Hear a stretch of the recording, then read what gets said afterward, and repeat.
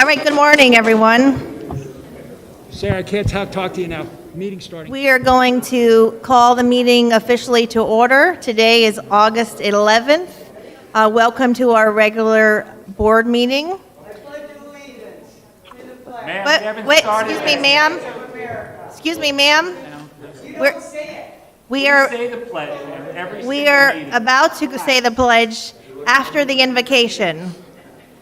So, thank you. Good morning. So, I would like to invite up to the microphone Reverend Elsie Campbell to lead us in the invocation. Please stand. Would you stand and join me as we pray together? Our gracious Heavenly Father, we come to you this morning with hearts that are filled with anticipation. Today is the first day back to school, and we know that there's a lot of anxiety, there's a lot of fear, there's a lot of excitement, there's a lot of gratitude. And Father, in this room, there's been a lot of things said over the last few weeks. Much of it has been heated. Some of it has been pointed. Father, we stand as a divided community, a divided nation. We stand as people who desire, I believe, on both sides and in between, to do that which is right. But Father, we've become a people that have called good evil and evil good. And so, Lord, I pray that we would be reminded of that Old Testament prophet Isaiah, who said, all we like sheep have gone astray, and we have everyone turned to our own way. Father, would you bring us back to your way? Would you give wisdom to these wonderful commissioners who have been used and abused? They've sought to do that which they believe to be right. And we pray you would give them wisdom. Wisdom beyond their years, wisdom beyond their education, wisdom beyond their ability to reason. Father, would you bless our county administrator? Thank you for her assistance. They too have been so vitally involved. All the staff of our county attorney who's been under a great deal of pressure to perform. Lord, it's easy for us to get up here and mouth off. But Father, may each of us today have an attitude that we desire to be a part of the solution. So allow this time today to bring great benefit to the attitude, to the atmosphere, and to all that'll be done. For we pray these things in your name. Amen. Amen. Please remain standing. I would like to invite Bob Yago from VFW Hall Post 10132 to lead us in the pledge. I pledge allegiance to the flag of the United States of America and to the republic for which it stands, one nation, under God, indivisible, with liberty and justice for all. Thank you, Mr. Yago.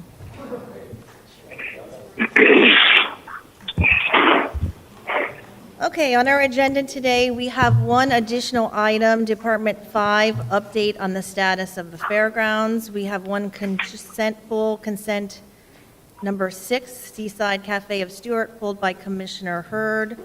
We have a request to continue Public hearing, quasi judicial number 1, request for approval of Hope Sound Public's final site plan. And we have a request to withdraw from the agenda, Department number 3, fine reduction request by Fountain Property Management. Madam Chair, move approval of the agenda with the polls and the continuous. Okay, we have a motion by Commissioner Smith and a second by Commissioner Hurd for approval. All those in favor, say aye. Aye. Aye. Motion passes unanimously. Okay, now we are going to proceed with presentation of plaque for Glenn Norris, 32 years of service. Chief?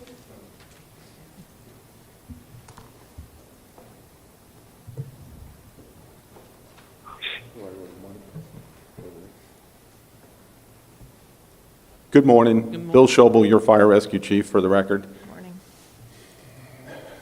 Telecommunicators, dispatchers, they're the first voice of help for the 911 caller. They're imperative with what we do in fire rescue.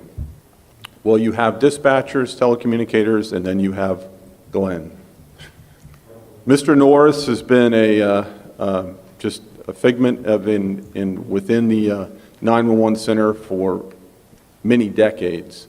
But before that, he actually worked the streets out there answering 911 calls. And when I say there's Glenn, he is almost telepathic. He can listen to the 911 caller, kind of visualize what's going on, and help dispatch the appropriate crews, give them pre-arrival information that will help mitigate the call efficiently and safely, and return and have a positive outcome for each patient or incident that we work. So, sir, I cannot thank you enough for your dedication throughout the years. I think you're actually approaching, you were just explaining, 4 decades? Close. All right. He's only 29, though. And thank you so much for what you've done. You've made us better, and I can't tell you how much we appreciate it. Thank you. Thank you.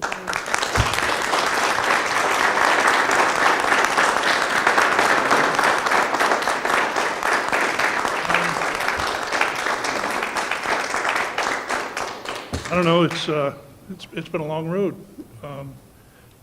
Back in 1977, when I started with Tri-Area Ambulance, we didn't have EMS or fire rescue, really. I mean, it was before. We would hit our 25th year recently. So it's been a long time, but seen a lot of changes, a lot of improvements, positive things over the years. Just keep up the good work. Thank you.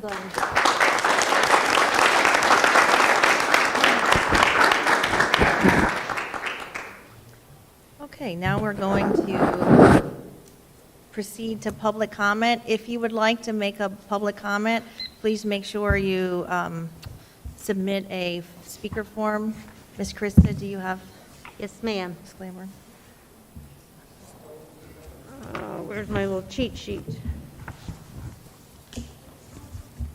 While Ms. Krista is looking for that, the first speaker is going to, if you would like to start making your way up, Pat Higdon.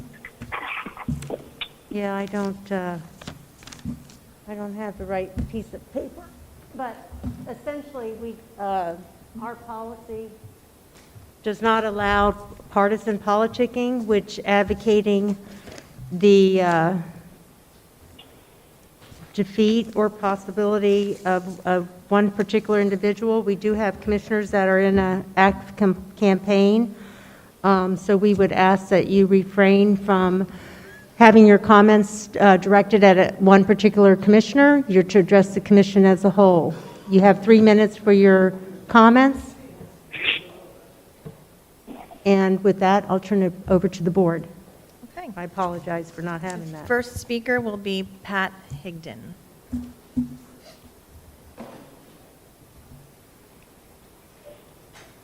Thank you. I'm here because of the assessment for the trash, right? $314. I'm a landlord. Lucky me right now, right? So 314 multiplied by 20, and then I've got our Florida governor who does not allow for evictions for 4 months now. No late fees, no credit reports. You can't put anything bad on these people's credit reports. So what are the landlords supposed to do? And then you have to give them a 30-day notice at the end of this, but he keeps kicking the can. So what are they going to do?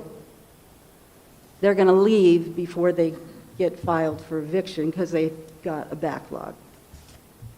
Now, luckily for me, my people are pretty good and they're paying, but a lot of them out there are not.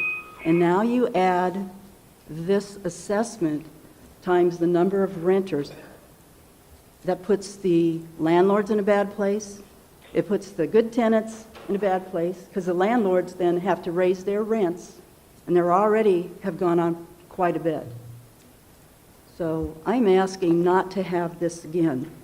I was here, I don't know, what was it, a year ago, when you guys started to put the $179 assessment that was, people came up and said basically no. Now I understand every year I get 10% increase in taxes for the rental properties. Now the homestead get what, 3.5?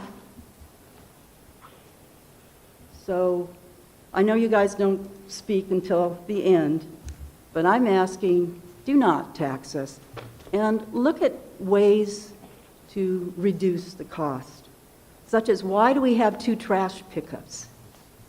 I've seen very little in my neighborhood out on Fridays because they know a lot, and then the big stuff, they don't pick it up on Fridays if it is there. They wait till Tuesdays in my neighborhood. So why don't we cut the costs? Also, what has happened with all the government offices that have been closed down? Are those people getting money from the federal government? Or are we still paying them from the local, from our property taxes? This is tough times. We need to reduce government size, not increase it, except for, I have to say, the tech people that can help us with. Ma'am, your time's up. Thank you. Okay, thank you. Okay, our next speaker is Bob Freifogel.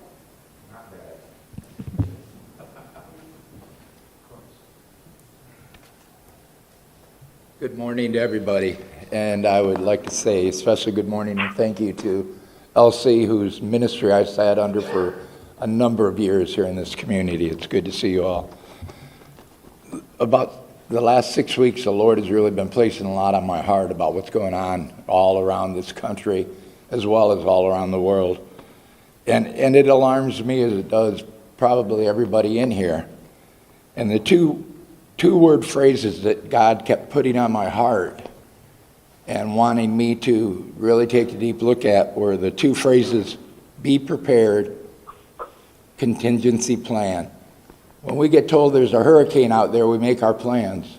But as it changes courses and directions, those plans change and we have a contingency plan. With what is happening in this nation right now, I'm asking our county, our state, our city, do we have contingency plans for what might come up? We have an election less than 100 days away. We've seen a lot of things that look like it's out there to try to manipulate it. And we have the convention right here in our own state up in Jacksonville. So what will that cause to happen and be coming to the state? We shouldn't think that it can't happen here. We've got Miami to the south of us, Orlando to the north of us. And any groups decided to cause protests or rioting in those areas, what is to make us think it's not going to move up to Palm Beach, Jupiter, the whole Treasure Coast, up towards Vero? So are we prepared and do we have contingency plans?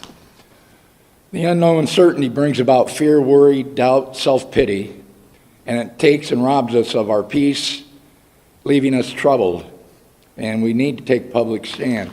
I want to briefly read to you a letter that the Lord has put on my heart that I'm writing to send out to the pastors in this community. So I'm going to read it. It'll only take me a minute. Greetings in the name of our Lord and Savior, Jesus Christ. I am led by the Holy Spirit to share this with our churches. Please pray and read what I am sharing. The churches in our area are not enemies. Jesus is eternally praying on our behalf for our oneness. We must realize and recognize the adversary and his army is continuously fighting against that unity. And Jesus' prayer is, quote, I pray they will all be one. God will, and he is raising up an army, the Lord's army, to overcome fear and fight the good fight, revealing his power, strength, and his leadership to the army. As Pastor L.C. quoted in Isaiah 42:13, the Lord will march out like a champion, like a warrior. With a shout, he will raise the battle cry and triumph over his enemies, unquote. We tend to see Christ as our Savior and Shepherd, yet another aspect of his nature is that of a warrior king, a king that leads his army, guides, and directs. Sir, your time's up. Thank you. Okay, thank you. You're welcome to submit your letter if you weren't. Yeah. Our next speaker is Cheryl Shawakurt. Pronounce her last name. I know you did the pronunciation. Cheryl Schwackert. Shaw. Once again, I'm not going to thank you, the board, for allowing me my First Amendment. I want to thank the Martin County Sheriff's Department, as I always do, for doing the job that they do to keep us safe. And I want to ask them to unmask themselves. We want to see their faces as much as they want to see ours. Why? It's a great way to identify with someone. Your masks are nothing but a fashion statement. A real suit for a virus. You're completely enclosed and away from the virus. Research labs that work with viruses and see what you actually need to wear to be safe. Masks do nothing but hold in one breath that may keep one germ away.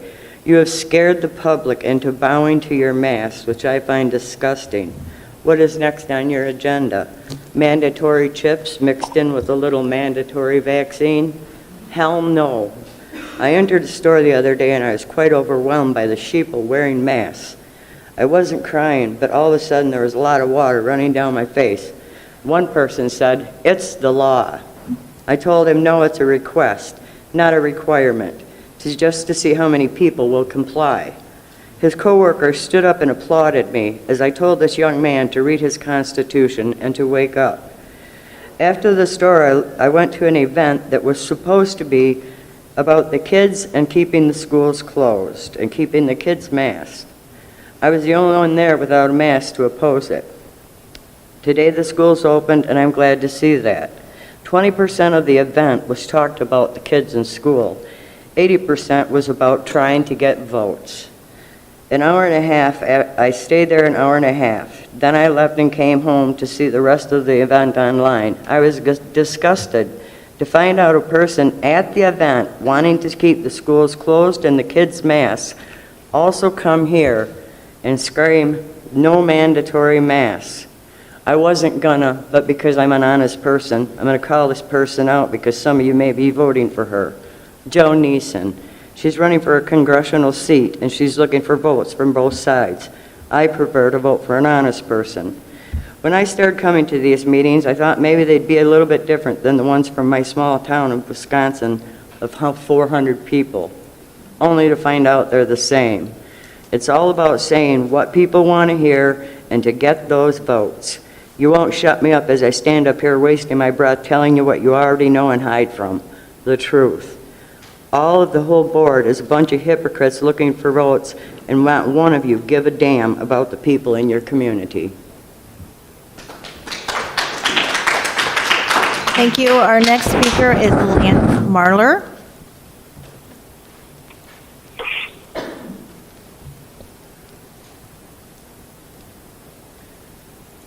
Good morning. How y'all doing? Good morning. This is my first time coming to a meeting, but I really wanted to get out here to have a chance to say what I needed to say.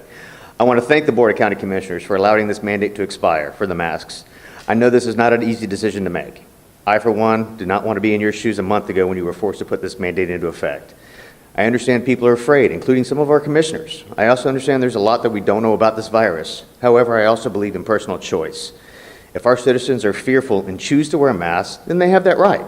If businesses decide to require the customers to wear that mask, then that too is their right. However, since you're relying on those same businesses to enforce this mandate, they should be able to decide what is safest for their staff and their customers. That is where I stand by your decision to strongly encourage mask usage as opposed to mandating it. The beauty of our country is freedom of choice. People can choose when and where to do business as they see fit. Mask supporters can go get their groceries at Publix, and the rest of us can shop at Winn-Dixie. Mask supporters can get their home improvement projects at Lowe's, and the rest of us can go to Home Depot. None of these decisions need the county commissioners to tell us where and when to shop. My biggest concern with this mandate has been the way it was written and showed no regard for OSHA regulations. My employees brought the contradictions to my attention, and the mandate showed no leeway to accommodate working hazards, specifically working in the heat and humidity in a non-climate controlled environment. Our forefathers have given us the ability to think freely and make our own decisions. I respect those who choose to live in fear and want to wear a mask everywhere. I just ask that they show the same respect to those of us who are more afraid of an authoritarian government's overreach than we are of a virus. Thank you again for letting this mandate expire and allowing the citizens of this great country to make their own decisions. I support your decision strongly and encourage the use of masks while still allowing those of us freedom and personal liberties. Thank you again for your time. Thank you. Our next speaker will be Glenn Collins.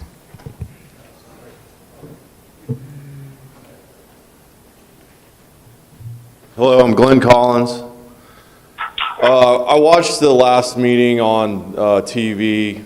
I guess pretty much everybody was masked up. You guys, did your part. Good job. Campy, the first hour and a half. Sir, excuse me, you're to address the board as a whole. Okay, I'm addressing the board. Commissioner Campy spent the first hour and a half without a mask on, okay?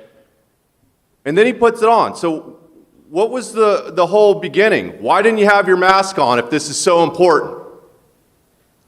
Sir, Commissioner Smith, I'm addressing the whole board, so please stop taking up my time. Commissioner Smith kept his on the whole time. I got to applaud you for that. You did fidget with it a lot like you're doing today. Commissioner Hetherington, she takes it off. She takes it on. She takes it off. She takes it on. Commissioner Jenkins, you took yours off and on the last meeting, okay? You guys are putting orders in for employees of this county, okay? Not of the county, but that work in this county for businesses that have to wear theirs all day long. You can't even do it at this meeting. You can't even keep it on the whole time at this meeting, and you have a misdemeanor for employees. You had one. You're shaking your head no. not true.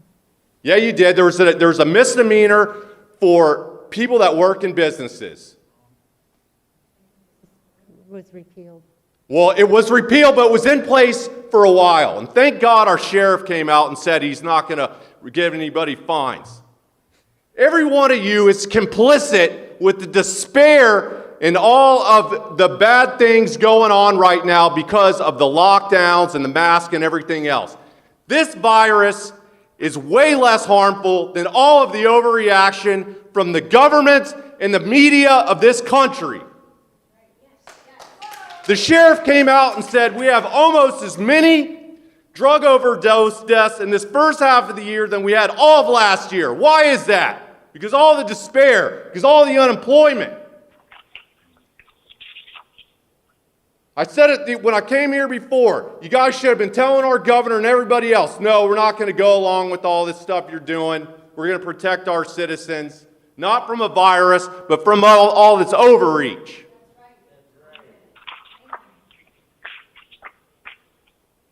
Every one of you is complicit in this. I've been told, oh, you're a murderer, you're attempting murder because you're not wearing a mask. No, you guys. You. I didn't lock anybody down. I didn't tell them they had to wear a mask when I don't even sit up here and wear one. Sir, you're done. You're pathetic. You're done. Your time's up. You're done. We have quite a few public comments, and I appreciate the passion on this subject. The less applauding, and we'll get through these a lot faster. We appreciate everything you have to say. How about not interrupting when I talk? The next speaker is Lisa Skumanich. Good morning. Good morning. Well, I'm here to tell you a little bit about my personal experience with this whole mask mandate in our county. I've never worn a mask. I'll never wear a mask. That's obvious. The businesses in our community and the citizens in our community have taken it upon themselves to harass not only me and my daughter, but my mother, 73-year-old woman, who, you all put exemptions in your order or ordinance. But why? Because even though I have an exemption, my first exemption is the Constitution of the United States of America. But I do have an exemption. I have a medical exemption. So does my father, my mother, my daughter. We all have exemptions. We also have religious exemptions, which nobody can make a law or an order that goes against actual civil liberties and religious liberties that are protected by our government, our constitutions, I'm sorry. So I was in the mall the other day, and it's a pain in the butt to explain to everybody, hey, there's exemptions, hey, there's this, there's that. Some companies let us go shop, no problem. Some of them run me out of the store. I record everything. I have been told just recently, just put on the effing mask. I was like, you don't know what my issues are. How is my health any less important than your health? I cannot breathe with a mask on. Now, I know that you let this expire and then you put another order in. There was some other order that, I guess, over the weekend. I don't know what that's about or how that was even able to be done without a meeting. We're learning all this. I mean, we are watching. We're watching everything. We're not going away. We're never going away. We plan to be very involved in our community from this point forward. But that's one good thing. I did want to say here, where is the emergency? Because there is no more emergency, so we don't need an emergency order. An emergency is a sudden, unexpected, and direct threat, great peril. None of those definitions apply here. Since there's no emergency, there are no grounds for emergency health orders. Thus, all these health orders are null and void. Further, the board needs to vote to terminate the health emergency immediately, as required by law. Failure to do so puts the board members at risk for fraud. Fraud is when you misrepresent information for gain, in this case, monetary gain from the emergency funds, and an abuse of power through the emergency orders. And fraud, as you know, is a felony. A felony carries a prison sentence. No wonder so many of these health officers all over the United States are resigning. Time's up, ma'am. They know they're committing fraud. Time's up. Thank you. Thank you. Our next speaker is Dr. Robert Hess.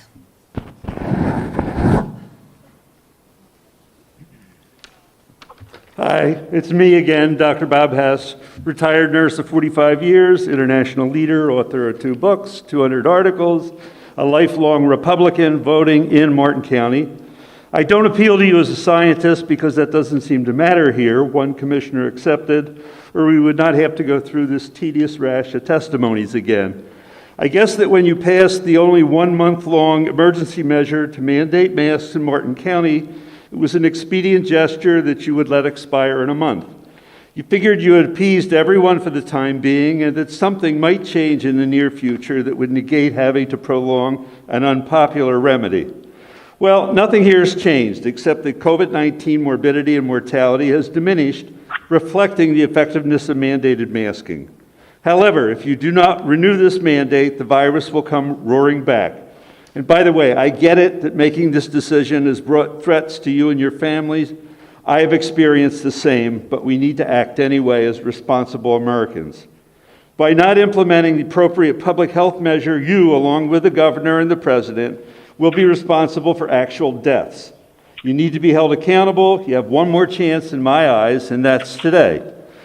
Your voting base is changing. Civic-minded baby boomers who vote are moving into Martin County.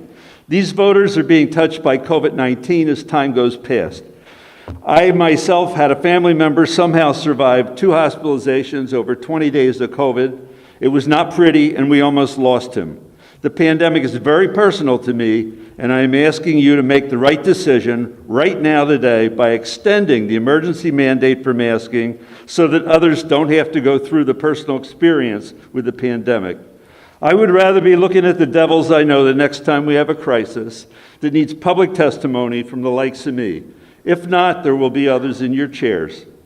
A widow from Texas who lost her 79-year-old husband to COVID called out politicians who did not take this pandemic seriously and ignorant, self-centered, and selfish people who refused to follow the advice of the medical professionals.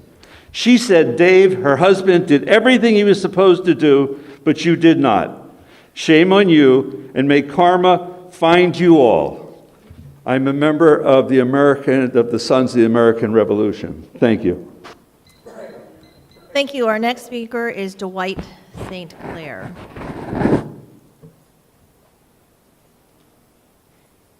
Good morning. My name is Dwight St. Clair. The proposed special assessment, my question is this just a one-time fee being levied, or is it going to be continue year after year? Can anybody explain this? No. Sir, if you want to wait until we discuss the next agenda item, we'll be discussing that then. It's the first public hearing.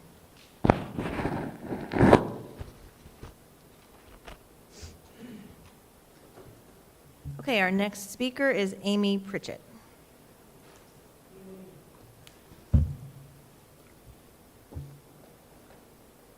Good morning. I want to congratulate Mr. Morris on his 32 years. I think that's a wonderful accomplishment.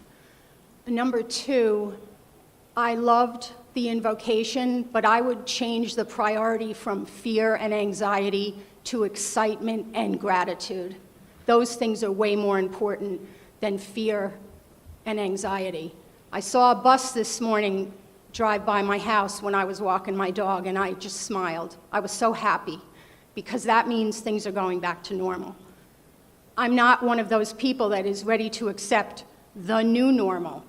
I want the old normal. I want the normal where we can walk, we can talk, we can shake hands, we can hug. Those are the important things in our lives, not walking around fearful. I shared with the commissioners an email the other day what happened while I was in Publix. I was shopping, and I was about 10 or 15 feet behind a mom and her young daughter, I'm guessing about 3 years old. She turned to get something off the shelf, and her little girl pulled her mask off. The mother turned around, smacked her in the face, and twisted and pinched her and said, "What do you want to do? Make us all sick? We could die." This is not what we want to be teaching our children. We want them to be safe and healthy. Let's talk about the immune system. Let's talk about being healthy to begin with so that you're not a vulnerable person. I'm a 64-year-old grandmother. I'm healthy.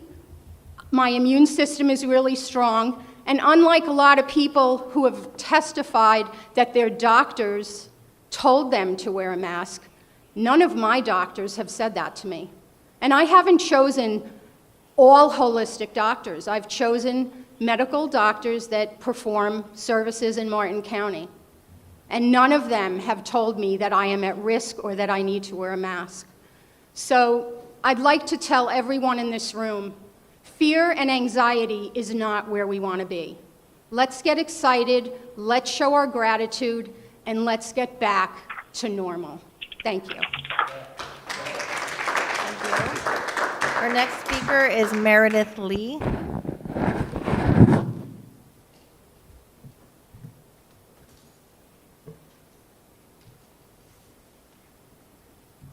Hi, good morning. I wanted to thank you for opening the meeting with that prayer. I found that very helpful. I know you guys have heard from me a few times, and I just wanted to address you and let you know how this has impacted me and other people that truly have exemptions and disabilities.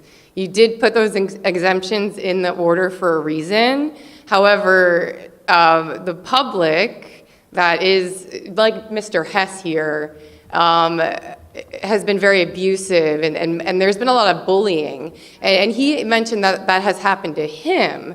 But let's look at the other side. Did any of you consider the negative consequences and effects that this mandate would have on people and their mental health and other things? Did anybody consider the dangers that could come from this?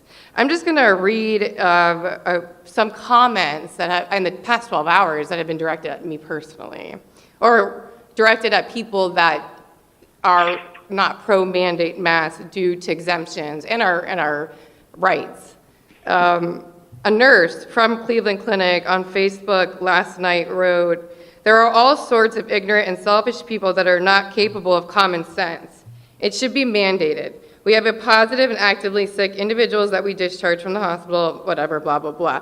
As a nurse, to me, I would think, and like a nurse like Mr. Hess here, that you would consider the people that can't wear a mask, the people with asthma, the kids with autism or the adults with autism, with sensory disorders, other chronic lung problems that when I wear a mask, I cannot breathe, I get sick.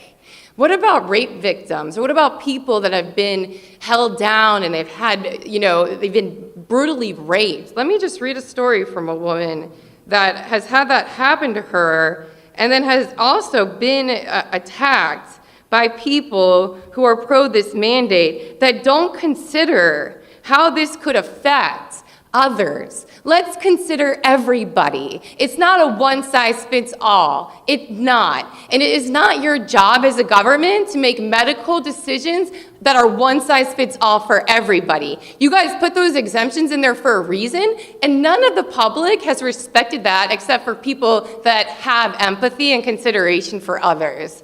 And that's where you guys need to consider how these mandates and these decisions you make affect everybody, not just whatever these people from the Cleveland Clinic tell you. And I don't trust what Mr. Lord says, and I don't trust what his employees say, and a lot of us on our side don't trust them. We don't want to hear from them and what they have to say because we don't trust them, okay?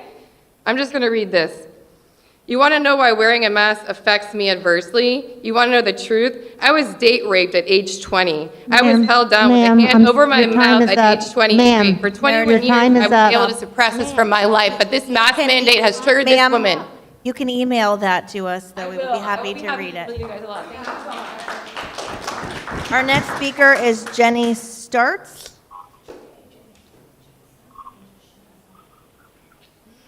I have two more public speaker forms. If anybody else would like to speak, please submit a form. Hi, my name is Jenny Starts. A lot of things that I was going to say have already been mentioned earlier. I do agree with you that there is a very large pandemic. Unfortunately, I don't agree that it is COVID. I believe it's children. Per the National Center for Missing and Exploited Children, 421,394 children went missing last year.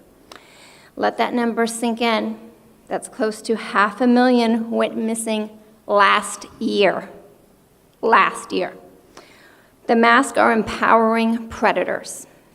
Predators for all sorts of things, but I'm going to focus on the children right now. We are in a library. Are you aware that Elizabeth Smart, when held captive, was taken to a library and she was wearing a mask? Somebody did recognize her with her blue eyes. A detective came to that library and said, it would be, let me quote him right,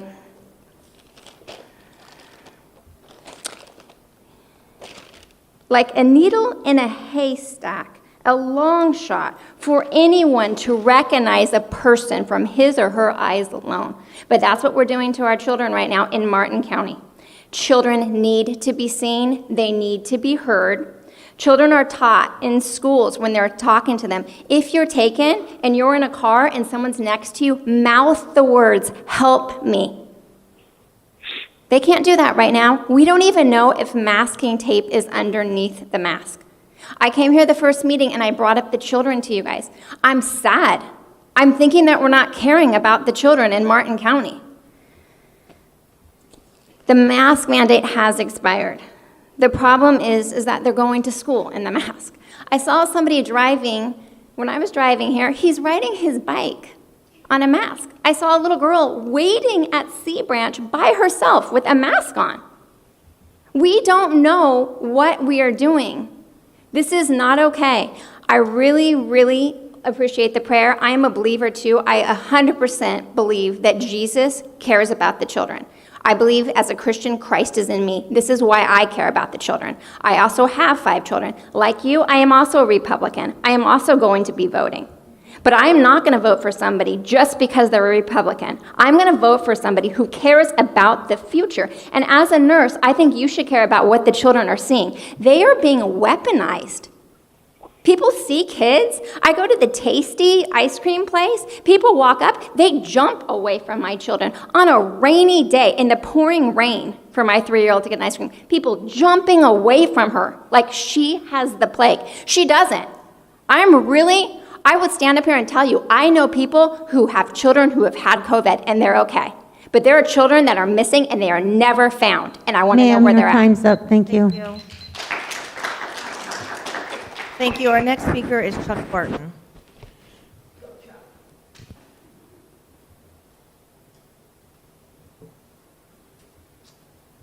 Good morning. I have been asked by some of my constituents to bring to your attention the information I have regarding the relationship between these controversial face masks and hypoxia, which nobody talks about. Hypoxia is a term used to describe the loss of oxygen to various parts of the body that require the use of that oxygen to function, therefore that primarily the brain. Now, my experience here is probably more than maybe most people. I'm a former Air Force pilot. I was a commercial pilot for Southwest Airlines. I retired in 2003. That also makes me old, probably the oldest person in this room. I have personal, firsthand knowledge of hypoxia and what it does. I'm sorry, I'm going to read some of this because in the interest of time, and maybe makes more sense to do that. The use of any kind of mask, regardless of its structure or design, will begin to restrict the flow of oxygen in a matter of a few seconds, and therefore will begin the process of hypoxia, unless, of course, it's an oxygen mask that's used in airplanes. Anytime the available amount of oxygen drops below 19.5%, right here in this room right now, it's only 21%. There's 5 compounds in the air, and oxygen is just one of them, and it's 21%. And anytime it drops below 19.5%, you're going to have a problem with this. If the face mask does not seal around your face, you will probably be able to breathe enough fresh air from outside of the mask to keep the required volume of air above the 19.5% oxygen requirement. But that means your lungs are going to have to work harder, and that's okay if they're healthy, but if they aren't, you're going to have trouble. And that is unfortunately the cause of the case in many elderly people. If the hypoxia continues, you'll get a headache from lightheaded, then dizzy, and pass out, and if it continues, you're going to die. That is why flight attendants in airplanes give that briefing about oxygen coming out of the overhead panel that nobody ever listens to. I could explain the experience that I had in the Air Force. It's very simple. We were put in a decompression chamber. We went to 30,000 feet. There's no air. There's no oxygen at 30,000 feet. So we had an instructor. There was 3 or 4 of us there. He sat right in front of us. We took the oxygen mask off, and in just a matter of seconds, she got lightheaded, she got dizzy, and he said, "Put your mask back on." Sir, your time's I up. couldn't do it. Your time's up. Thank you. Thank you. Thank you. And our last speaker is Ashley Rowling.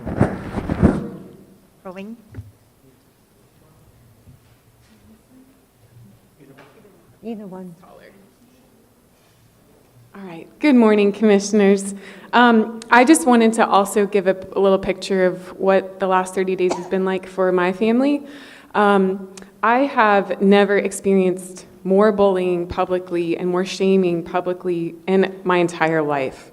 My kids and myself have been targeted at the grocery store multiple times. Usually we're the only ones not wearing a mask. I would say that the businesses have been very gracious in my experience in making room for exceptions and exemptions, but the public has not. And we warned you guys that there was going to be fuel to the fire if this was passed in the last 30 days. And I can say that we have experienced it. My kids have been targeted and yelled at by people who are just irrational and absolutely absurd reactions that we would never do to someone who's wearing a mask. So I just wanted to give you a little bit of a picture of what that's been like. And I have appreciated that the businesses here seem to have a good understanding of the exemptions. But again, the public seems to lack the understanding of that. I do think that there needs to be more education. Like Kyle G. mentioned at the last meeting, education on how to wear how to properly wear a mask and use it. And then also education on what the exemptions are. And there just really hasn't been much of that. I've appreciated that y'all tried to back up that mandate with providing masks to the public. I thought that was very responsible. But just wanted to mention those two things. I have two questions. I know you can't respond to me now. I'd appreciate if your transparency through the meeting. Is there a secret meeting that has been planned to reinstate the mask mandate? That might seem absurd. It's a rumor. I want to ask you guys directly. Would appreciate your transparency.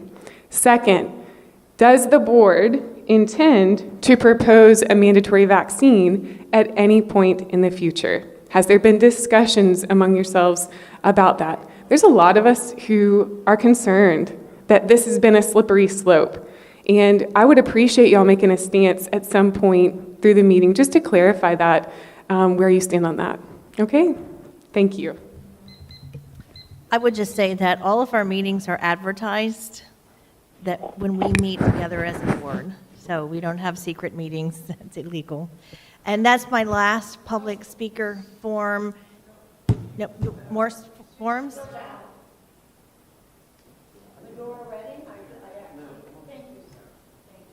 Go ahead and come to the microphone and then fill out a form. I already did fill out a form, and I handed it to a wonderful sheriff. Sorry you don't have it. No, this is not. Do you know what this is, guys? Ma'am, are you going to speak? This is real research, sir. And you want to speak... Ma'am, keep your comments to the board, please. With pleasure, because shame, shame, shame on every one of you. This has been hellacious. I had plenty to read and all over to go, but you want to talk personally? Yesterday at Bloomingdale's, a very pregnant woman, and I've already been called by the supervisor there, with a mask, passed out right in front of the counter. I helped her, 2 other people helped her. She can sue Bloomingdale's. Who knows what that will do to her child that she's carrying. It was hellacious. In 2008, in Martin Memorial North, my dad died, traveling Supreme Court judge in New York State, due basically to complications from a mask.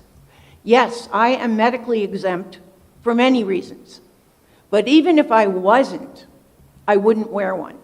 And who decided that we, the taxpayer, get 3 measly minutes? Who decided that? We pay for this room, we pay for all of you. When does this come about the people? Did you all not take a solemn oath at one point in the beginning? Don't roll your eyes out loud at me, please. Ma'am, please keep your comments. I will say what I need to say by my First Amendment rights. I will not use profanity. If I am angry, so be it. I'm not an amoeba. I am sick and tired of the fear. This has been a Trojan horse that will kill us from within, thanks to you and other people. It's already how many people, how many buildings, how many businesses are shut down forever? How many people have lost their jobs? How many people have walked away from their homes for a disease, a virus, that has a 0.0001 death rate? 3,700 people more died from diarrhea last year. 250,000 people, hospital neglect, both of my parents. So yes, I am angry, and I am not afraid of coronavirus. I'm more afraid of you, and I am more afraid of driving on I-95. We probably will all get it, and we're going to survive, and we'll build up a immunity. It will be. But to do this for something that's 99% curable, and to create this atmosphere that has almost destroyed our county in every way, shape, and form is absurd. And you owe us Ma'am, your more. time's up. Thank you. Of course it is. Thank you. And our last speaker is Tom Pine.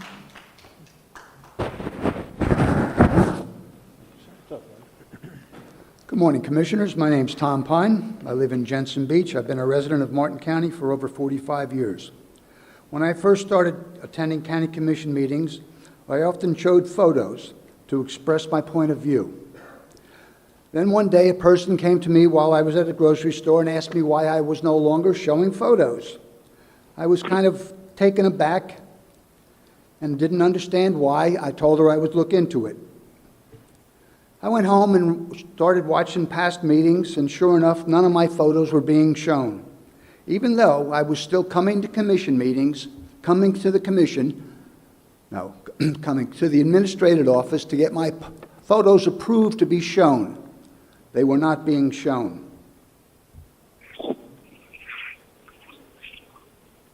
So I came to the commission, and they righted the wrong and approved my photos to be shown, just like everyone else's was being shown.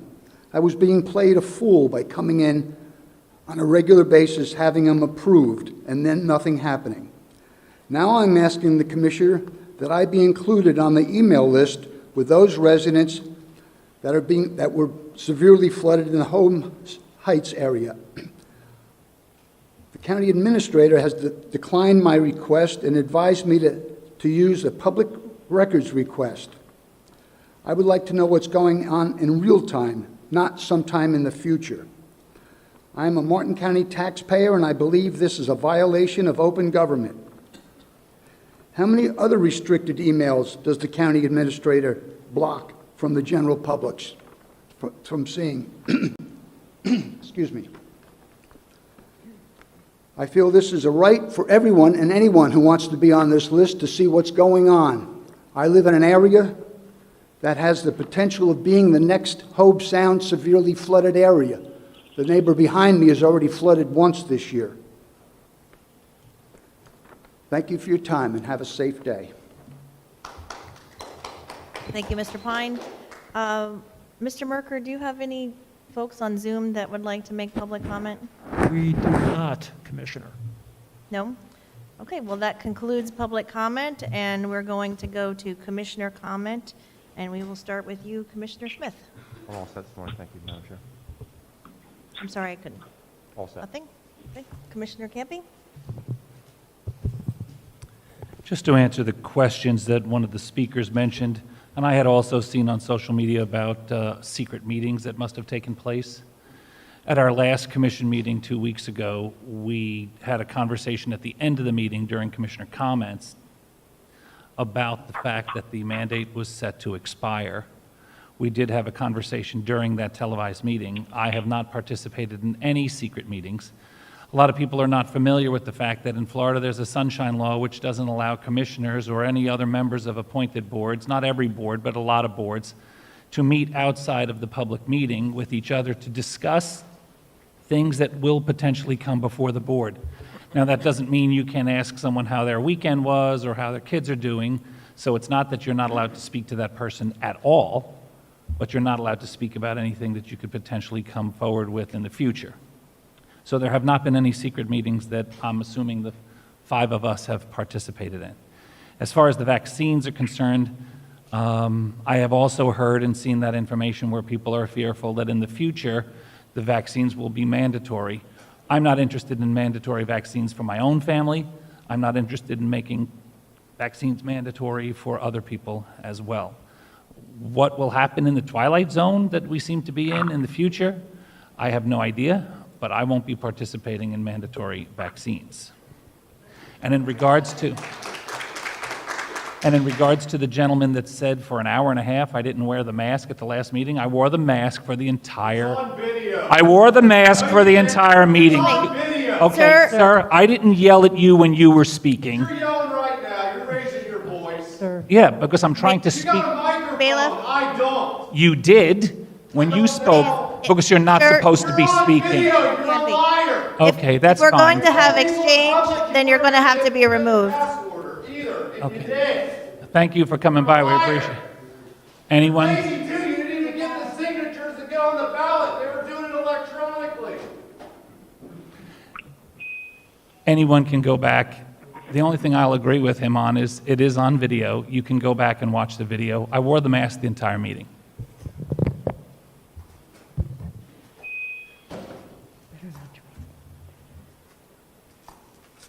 Commissioner Hurd, comment? Yes. This is a highly contagious virus with all too often fatal results. Over 160,000 people in the United States have died as a result of this. 94 in Martin County have died. We have the ability and the Please be quiet. Please be quiet. We have to respect each other's time. We cannot, or we will have to have people removed. Please respect each other's time. Commissioner Hurd, you have the floor.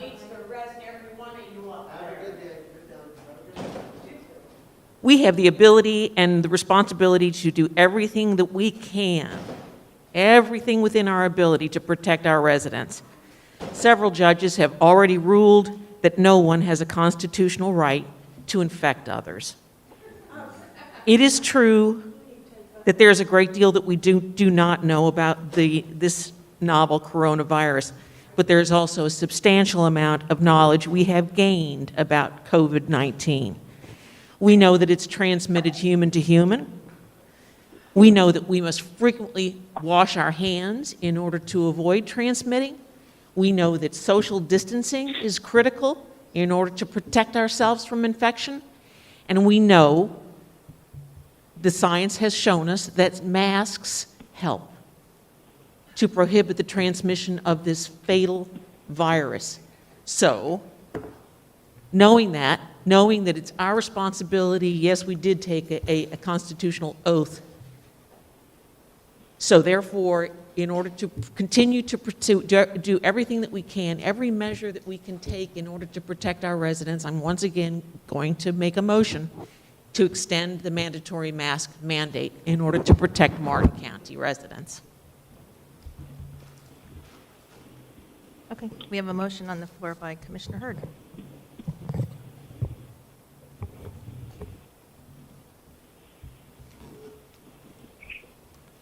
Please, commissioners, if you can't second it, please tell me the downside. Commissioner Camping.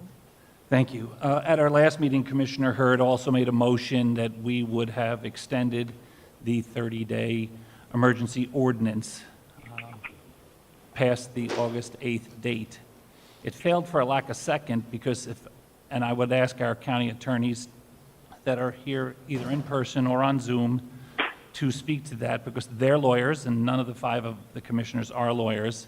I had been instructed that there was no way that we could extend an emergency ordinance past the 30 days. Whether you wanted to make a motion to do that, which I understand why you were looking to do that, but I didn't second that motion because it was not a legal option for us at the time.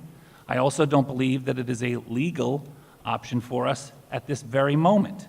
But I'm not a lawyer. But we have lawyers that I've asked to be very careful in their research to find out exactly what the situation is. And Ms. Woods, I see that you're there on the Zoom call.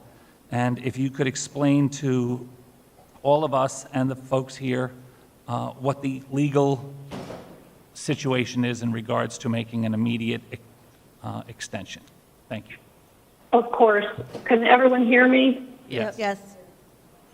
Okay. So what I want to make clear is that when we passed the emergency ordinance in July, we were facing a situation of spike in COVID cases. The board specifically had ordered the staff to draft a ordinance that had a 30-day sunset, an automatic sunset. They felt that that was a measured approach. During the deliberations, there was specific recognition of that 30-day duration for the emergency ordinance. And in my legal opinion, we met the requirements of Florida law. Normally, Florida law requires, of course, advertised notice of an ordinance that allows people the ability to review the ordinance and to participate in the meeting. When there is a declaration of emergency and that the need for the immediate enactment of ordinance exists, the board can go through that process. In this case, the expiration of the ordinance was not a surprise. It was intentional. It was discussed. Everyone knew it.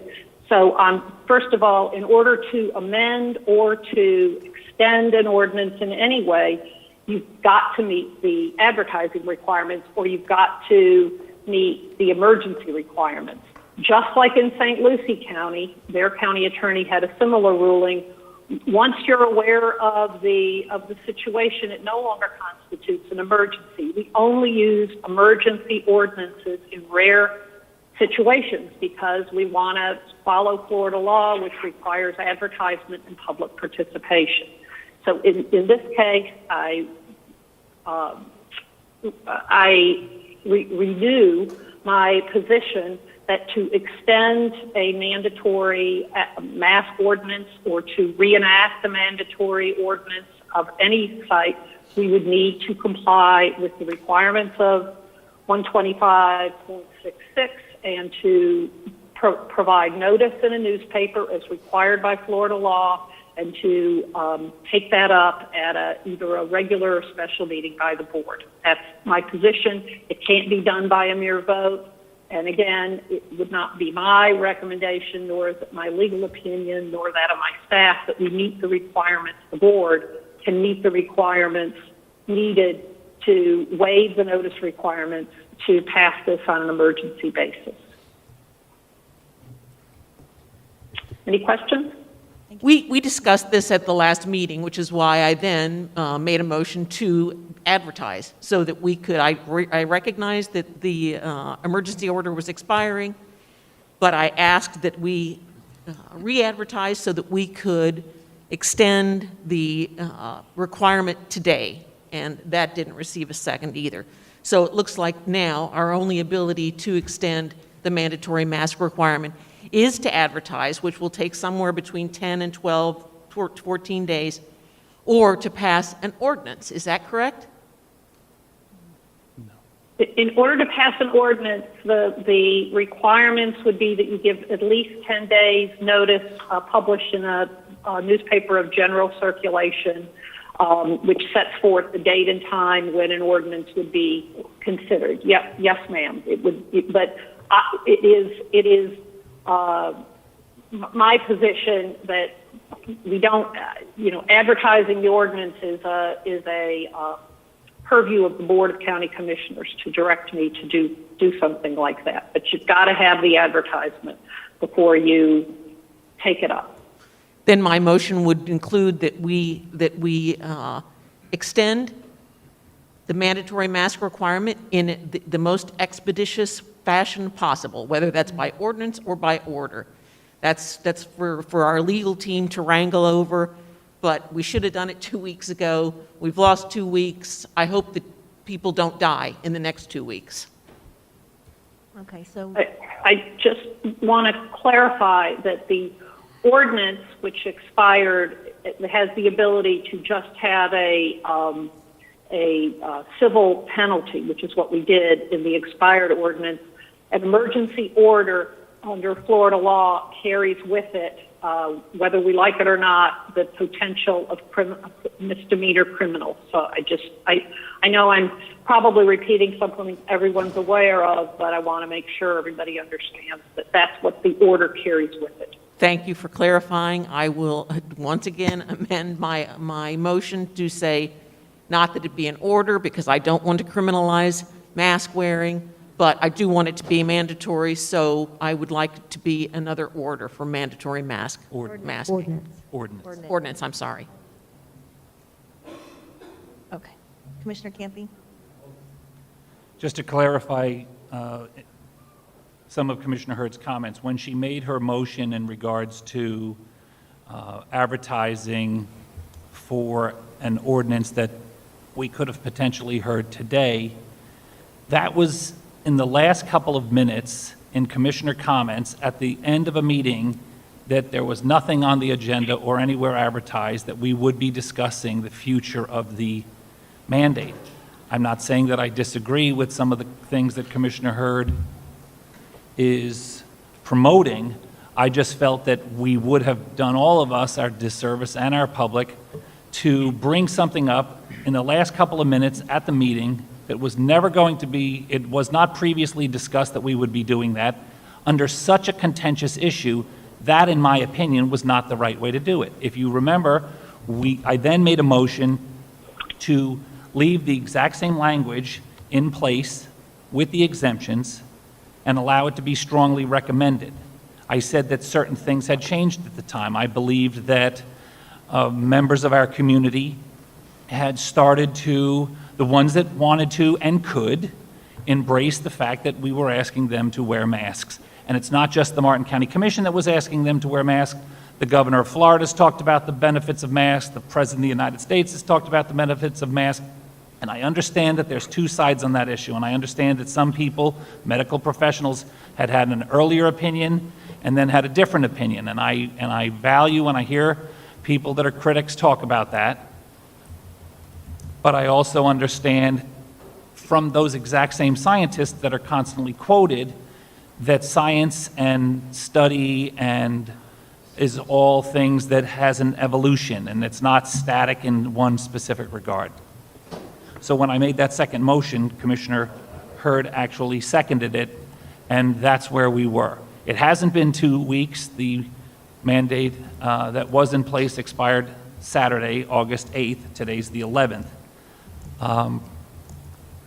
None of us are, in this room at least, are expert epidemiologists or scientists or medical professionals, but we know people that we can speak to, and I'm sure all of us have been doing the exact same thing. I've been reaching out to people whose opinion make a difference to me, medical professionals, nurses, people that work in labs, people that work in Washington, D.C. We have a lot of opportunities to hear information from Florida Association of Counties.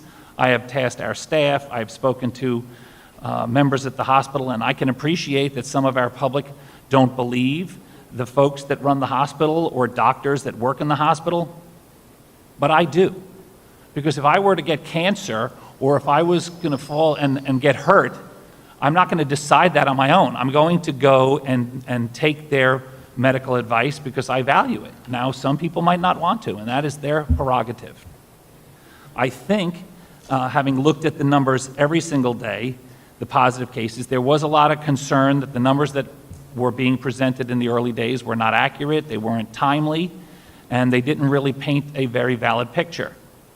Commissioner Jenkins was the one that really pushed back at the hospital and the state health department to give us more accurate, more timely information in a manner that was easier to digest. And I think that the new version of the dashboard does include a lot of additional information. I have seen people compliment the version that we have now.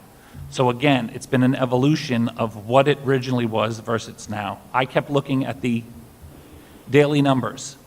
We had some days prior, and I'm not saying that the masks are magical, but the numbers have been, as a layperson looking at those numbers, they've been relatively consistent and they've been lower. So, I mean, we'd all like to see them drop down to zero. If you're a believer that those numbers have some validity. If you don't believe that the numbers have validity, then it doesn't make a difference what the chart says. I get that. But if you are willing to look at the chart and feel that the numbers have some value, I feel that the numbers looked over the last couple of weeks to be relatively flat, not every single day, but relatively flat. I will say that there was a couple of days in a row where the numbers dropped down very low into the teens, and to be fair and clear, the days leading up to what we thought was going to be a hurricane, there wasn't testing. There's also the fact that some of the tests, it's not, even with the death toll, that death toll daily number is not exactly for that day. Someone could have passed away 2 days earlier. That number is reported with a couple other days, and they were bundled together. So that is not an actual 24-hour death toll, but the total number of fatalities is accurate.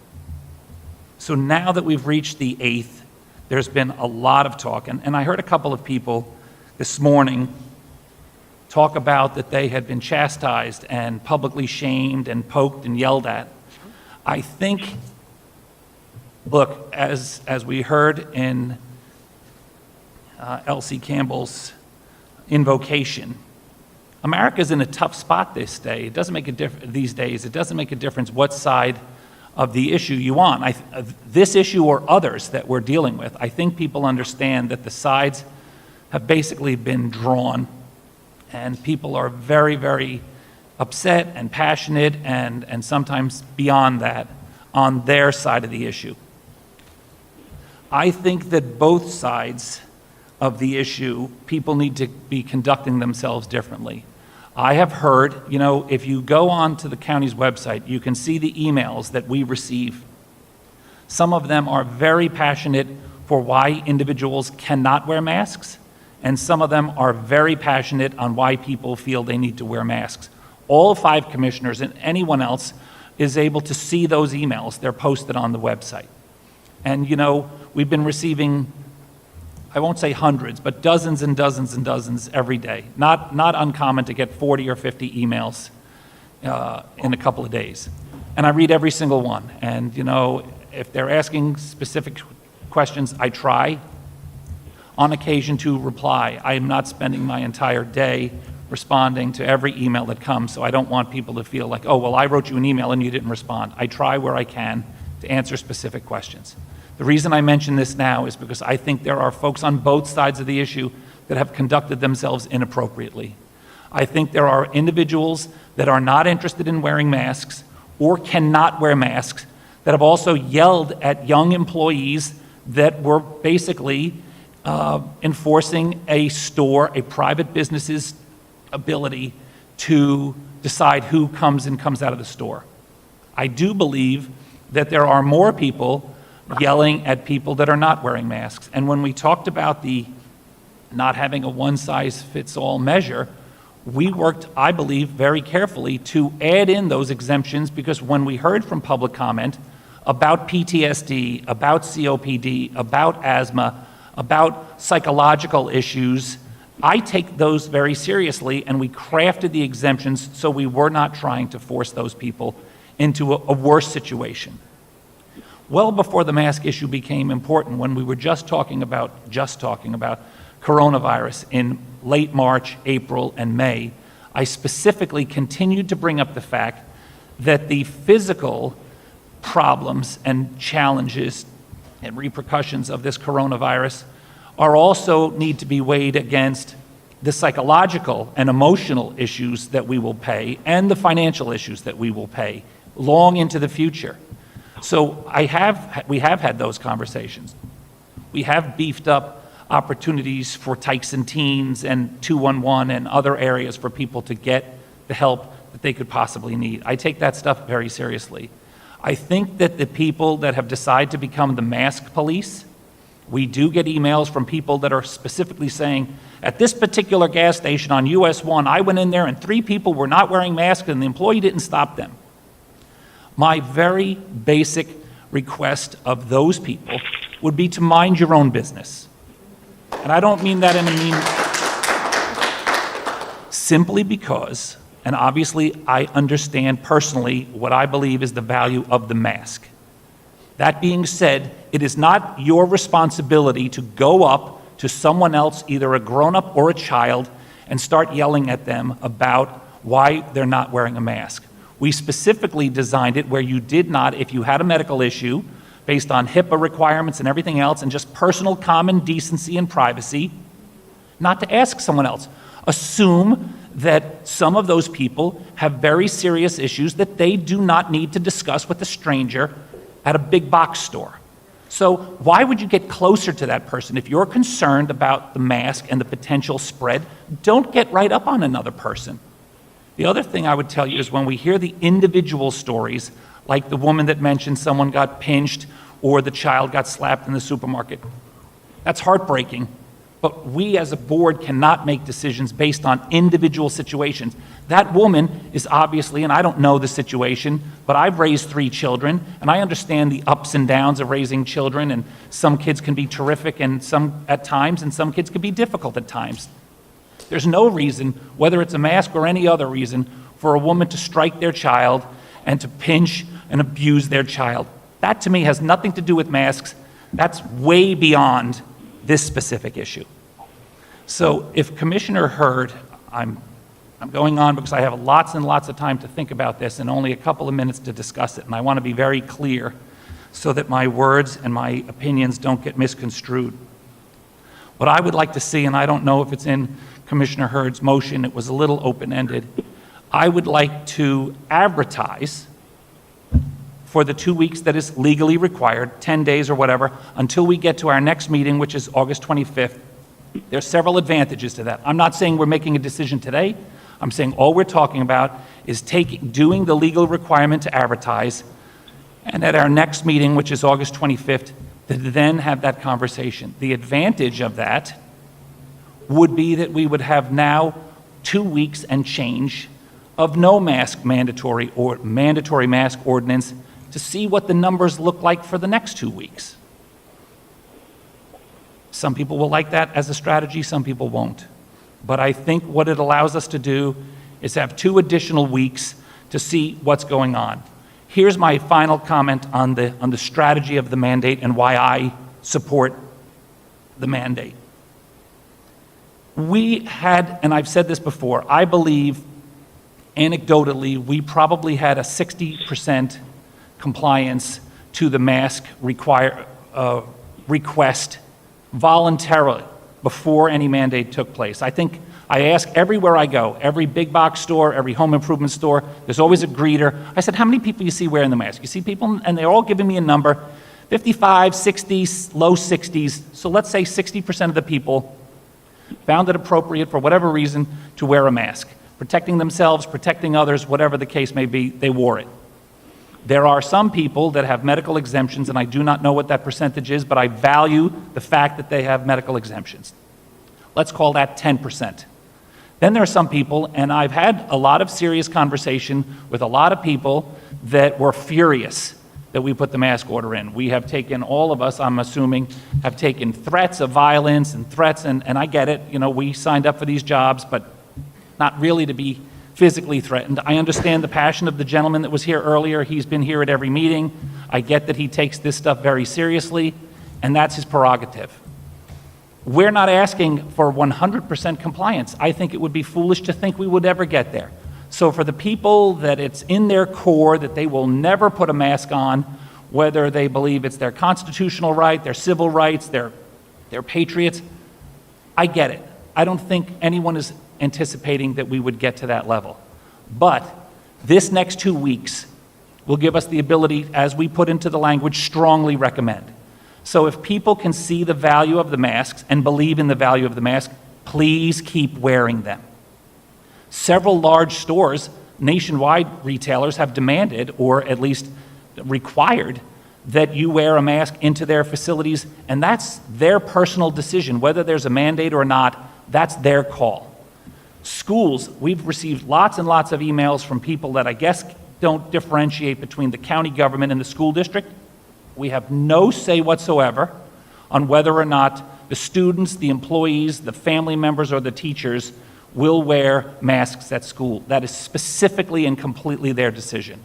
We also layered in, because I thought one of the public comments last time about churches, houses of worship, and religious organizations, I feel strongly that should be their prerogative to decide what happens. I used an example that the Diocese of Palm Beach County has very specific requirements in place for their churches. If other religious denominations have a different philosophy, that's on them. So I believe that we're trying to find some fair middle ground here. So if Commissioner Hurd would make either, if it is her motion, she could clarify that all we're doing today is requesting of staff for them to advertise the appropriate public notification that would take us to our August 25th meeting, which at that time we'll have a couple of additional weeks of information to decide if on August 25th we need to continue a mandatory mandate or not. Thank you. Was that a second, Commissioner Campy? I'm not sure what her motion is, but if No, I could- my motion was to advertise and to approve the mandatory mask mandate. So if there isn't a motion, if there isn't a second to my motion, once again, I'll as make 2 a- weeks ago, my motion will die for lack of a second. Well, I don't see if we're required to publicly make public notification for, I believe it's a minimum of 10 days. Attorney Woods has the comment. Just 1 second, please, because someone's going to have to second it, and I don't believe it's going to be. She's commenting on that, so if you Okay, just please I let her. apologize. Ms. Woods? I just want to make it clear. Florida law requires you advertise that you're going to consider adoption of the ordinance. You cannot approve it ahead of the advertisement and the ability to have a public hearing. So the advertisement is what would be appropriate today. You can't approve it before you have your public hearing. That's what I was going to say. So I would make a substitute motion that we request of staff that they properly and legally advertise for our August 25th meeting the possibility of creating a non-emergency county ordinance, non-criminal, following most of, I believe, all of the criteria in the original one, but it's not an emergency order, it's a regular county ordinance that would allow the things that we've done in the past. And the difference between why I didn't second your motion is based on what Ms. Woods just said. We can't say we're going to advertise something for the 25th and then make the decision today on what we would have discussed on the 25th. That's the only reason I didn't. So that's my substitute motion. I'll second it. So we have a motion by Commissioner Campy and second by Commissioner Hurd, comment by Commissioner Smith. Thank you, Madam Chair. So I think what's important too, for staff to help us with as we move forward in time, regardless of what happens on the 25th, I think we've got to also discuss standards of what number or what percentage, what's going to constitute the direction we're moving in. Because right now our numbers have kind of flattened out and they've kind of gone down. At what point do you say we've reached a level at which it doesn't need to be mandated or something? And so I don't know what that level is. I don't know what the science says about that level. I have no idea. But at some point, you're going to hit a number where it's going to be important for the community to understand how we're making that decision. So I think to the best of staff's ability, I think we need to reach out to folks that are thinking about that, just so we have something to gauge and judge. Because at some point, the public is going to ask us, well, how do you, other than the 5 of you sitting up there and making your decision, because that's what you think, what are you basing it on? What numbers are you basing on that we've made progress or we have slid back? Like if we had come in today and if the numbers had shot back up to 100 new cases a day, it would be abundantly clear that there was a problem with what we were doing, whatever we were doing or not doing. But if we have flattened out at 20 a day or 30 a day, that's a big difference between 100 and 20.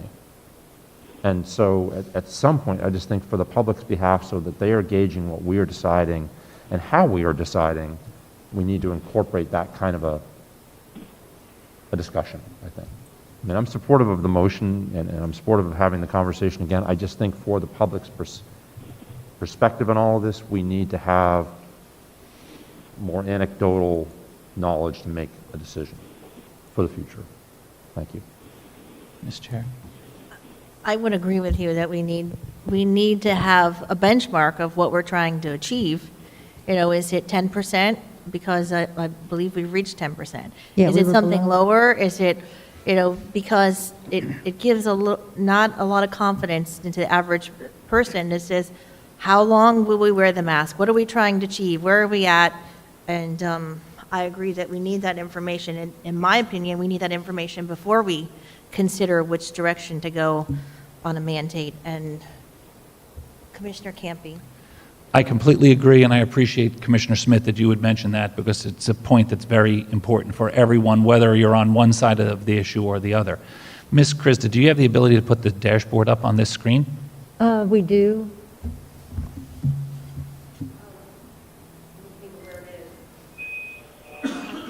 I know a lot of people that are here especially are following the dashboard, but for the folks that might be watching or following this at home, some people still don't want to come to a public meeting, so I want to be as clear. Let me save it. Up at the top? Oh, yeah, that's right. Go to the yellow bar, Michael. At the There it top. is, right there. Okay, if you see the middle, right where your cursor is there, correct. It's hard to see it, and I apologize, but just so you can see the visual, the middle box on the right-hand side, where there's a red line that's, you know, straight across, that's the target range is below 10%. If you can see, as of August 2nd was the first time that Martin County, there's two lines that come down from left to right. One is the state, and one is Martin County. There you go, thank you. This is a weekly percentage positive, and as of August 2nd, so we should be seeing the next one should be posted, In a I would week. assume today. It's after a week. Mhm. We have finally come below that target. In the beginning of July, our number was higher than even the state average, and both were very high. Now, again, this is taking into account that you believe these numbers to be worthwhile. If you don't, then it doesn't make a difference. But if you believe that these numbers are valid, you can see that finally we have now come below the 10% target. That is during the month with the mandate. So proponents would say, well, that mandate has really worked. The advantage of waiting for 2 more weeks until August 25th without the mandate, hopefully people that are still, you know, been decided that they're going to wear the masks when they can, it'll be interesting to see what the next 2 weeks look like. That's why I agree with Commissioner Smith and Commissioner Hetherington that we shouldn't just show up here with a predetermined decision. I assume most of us, if not all, most of the 5 commissioners would like this whole entire issue to go away. We did not bring on a coronavirus, we did not bring on the pandemic, we did not bring on the national strife or even the local strife. We all live here. It's heartbreaking that I have friends that will not speak to me because I have put a mandate in place. I mean, very, very angry people. And I've had people that are furious at me that the mandate had expired and they somehow feel that we let it expire. I've been trying to educate people that these are state laws. These ordinances are designed in Tallahassee. And to be clear, most of them were put in place for the aftermath of hurricanes. When you talk about the criminality of an emergency order, that was designed for looting and people that were trespassing or breaking curfews. It wasn't about whether or not you would wear a mask. And when you talk about a 30-day time limit on an emergency ordinance, that was designed because after a hurricane, 30 days later is a lifetime after a hurricane. But we're using those statewide tools that are the only tools available to us in a new situation that I don't believe that those tools were designed for. And the difference between Palm Beach County and others, when people say, well, Palm Beach County did it, there's charter governments in Florida and there's constitutional counties. We are a constitutional county, and we have to follow the rules and the laws that come out of Tallahassee. Palm Beach, Broward, and Miami-Dade are very large. They're charters. They can make their own rules. So that's the difference why they were able to do it and we weren't. St. Lucie County and other constitutional counties will be in the exact same boat that we're in today when their 30 days expire as well. If Commissioner Jenkins, I can't see him, so if he raises his hand, let me know. And I will say, just by the mere fact of, we talked about earlier about citizens being deputized to confront each other.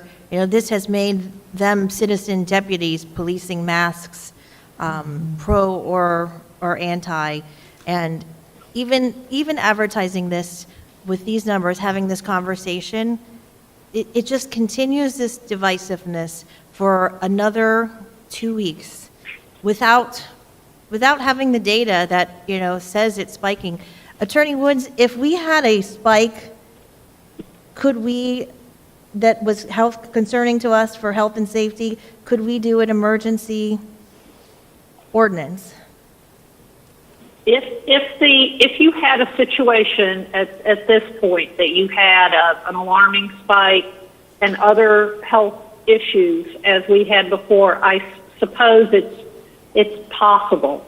It's hard for me, it depends on what the facts are underlying. It's kind of on a case-by-case basis. But yes, it's possible in 2 weeks if our numbers shot through the roof and our hospital was overwhelmed. I suppose in those cases, you would meet that requirement.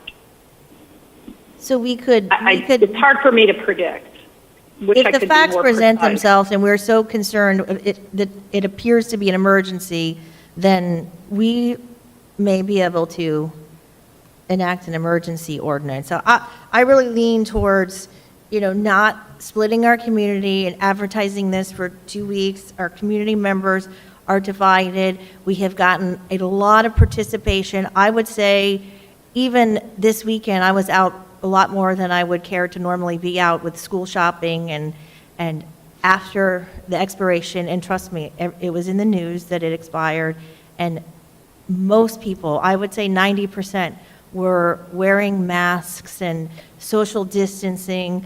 And I'll tell you what, when I drove in this morning, I dropped my kids off the first day of school, and congratulations everybody, and all the kids had their masks on. I came here, it was the first day that felt like a normal day moving forward. And that, I think, is what we need to heal our community, is to start certainly taking precautions. I am 100% in favor of wearing masks. We went to Golden Gate and some of our fine community policing officers, and they don't understand, in our community, mandate or non-mandate. But when we handed out the masks, they were grateful, and they're wearing the masks. We've gone through other communities in Stewart, and I think that is the direction that we need to continue to go. Proactive, educating, and when you communicate with these folks, they wear the mask. I think that there are people that legitimately cannot wear a mask. I believe advertising this is going to further divide for another couple weeks our community, when we could focus on getting our numbers down, keeping our numbers down, wearing our masks, social distancing, advertising, going in our communities and educating. That would be my position on this. So Commissioner Jenkins, yes. Harold wants to weigh in. I completely agree. My turn? Yes. Can you hear me? Yes. Yes. Okay. I completely agree with you, Commissioner Hetherington, and I thought that was the direction we were going last meeting, that due to the overwhelming compliance of people wearing masks, that we felt it didn't need to be mandatory anymore, and that, with the large chain stores and frequently visited businesses requiring it, I have no interest in doing a mandate ever again unless we have a legitimate spike, which would then justify us putting a emergency order in, which we don't need notice for. So we seem to have changed paths since our last meeting. I really, I was initially, until you said that, was going to support advertising for next meeting, but you're right. It's going to create a animosity between everybody for another 2 weeks. I really don't want to go there. Thank you. Anybody, Commissioner Smith?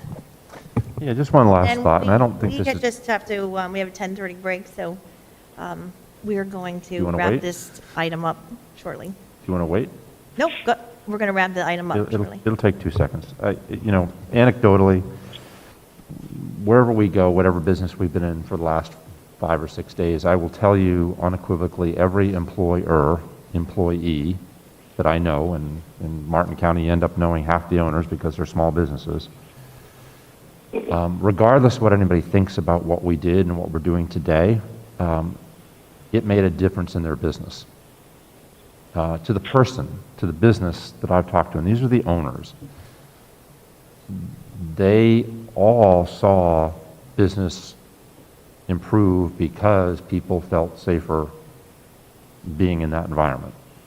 You don't have to agree with it, you don't have to like it one way or the other than there is the reality that our community as a whole felt better about what they were doing. And so did our business community. So the only reason, that we're probably having this conversation is that kind of feedback that a lot of us have gotten. Good or bad, they really do believe that it was a better thing for our community. The whole information, the whole point system or spikes or however you want to look at that and the numbers this morning, that's why I asked to make sure that we include that in the conversation, that when we make a decision that we have some kind of a benchmark to go by, because at some point that has to be part of the decision-making process, that when you hit some level, some number, then the community at large should be having a different conversation. But I'm just sharing you the anecdotal. We all have our anecdotal. Everybody has their, whether it's the kids going to school, whether it's Ed in a place, or Sarah, whoever, Harold. We all have had our comments from people that we know, and but I will tell you, I will share with you at least our experiences in going out is that everybody had said or has said up until even yesterday that it was for their business, and I will also say this much. A lot of them didn't want us to mandate. A lot of the businesses said, don't do that. Don't tell my business what to do. As it was coming close to expiring, the irony kind of switched. It was kind of like, hey, you know something? We didn't want to do this because we didn't want to be the bad guy, but the county being the bad guy took the pressure off of us. And because we could say the county made us do this, but the business increased. So, take that where you want to go with it, but I'm ready to at least vote for today and move on. I'm glad that gave, the businesses a sense of security, and I think for all of us, it was great to educate the community. I don't think it's government's role to, take the pressure off of businesses for doing what's best for their business. But I certainly think that we've learned, quite a bit. We've done an excellent job of educating. We can continue that path, and I think your suggestion of bringing back some kind of benchmark, that is an excellent suggestion. Last comment, Commissioner Campy. Thank you. And then I see Ms. Woods has her hand up. I just want to be clear. I'm with you. Nothing would make me happier, and I believe it would also make all of our medical professionals, people that work in hospitals and that are on the front line, that the mandate is no longer required, not even a conversation. This will give us 2 additional weeks without a mandate to see, was it mandate that created this flat kind of lower number or not? So we have 2 weeks for everyone, whether you're an expert or not, you can look at the numbers and see. I'm not saying that on the 25th I will be endorsing that, but we'll have 2 weeks of information. No one wants a mandate. I don't think any of us do. The best thing that could happen is that the numbers fade down and it's obvious that a mandate is not required any longer. I think medical professionals would agree with that as well. But if the numbers are jumping all over, remember today is a milestone. Today starts the first day of school.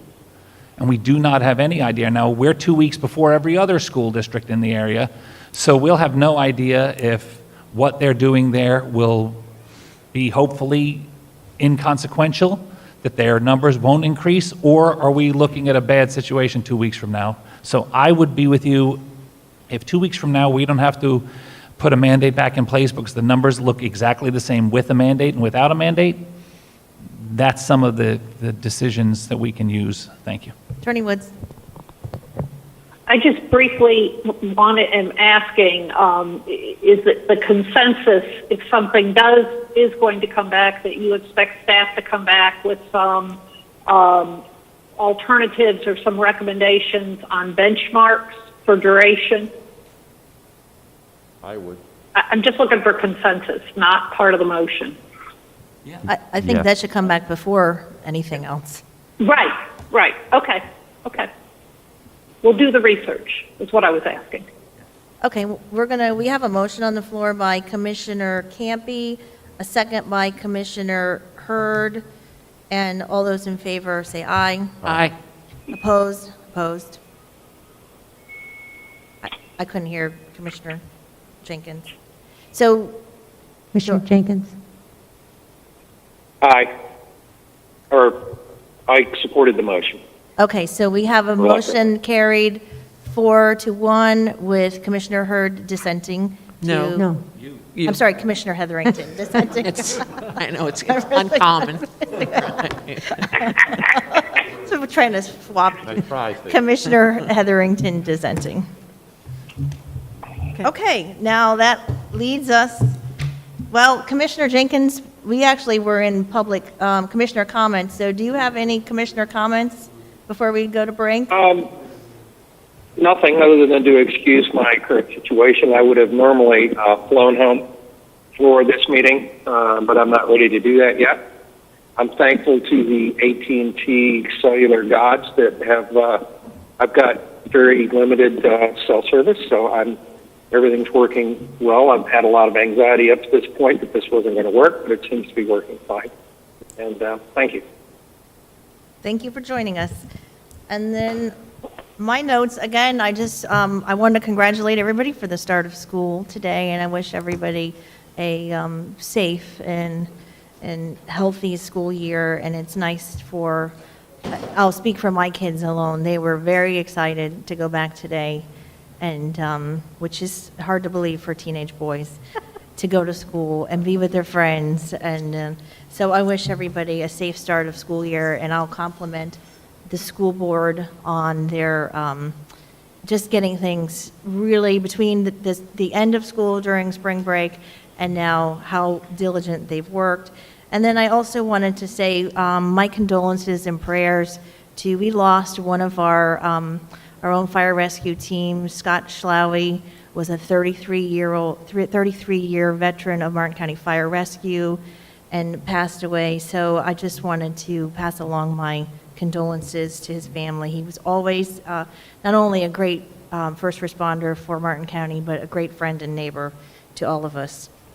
And then finally, I have a street in my district, Myrtle Street. It's right on St. Lucie. It's a small dirt road that is very much in the middle of the urban services. They've had issues getting first responders. They can't get their garbage. It's been a constant issue since I've been sitting up here. So I just wanted to say that I was going to provide some district funds to bring that up to county standards and ask for an agenda item to bring it in with district funds to the county maintenance plan. So I estimate it'll be about $10,000 for that street. Yes, Commissioner Smith. Thank you, Madam Chair. Just a quick thought on that. When that does come back, and the conversation always comes around, and you talked about it in your discussion, when you say county standards, sometimes that's not achievable.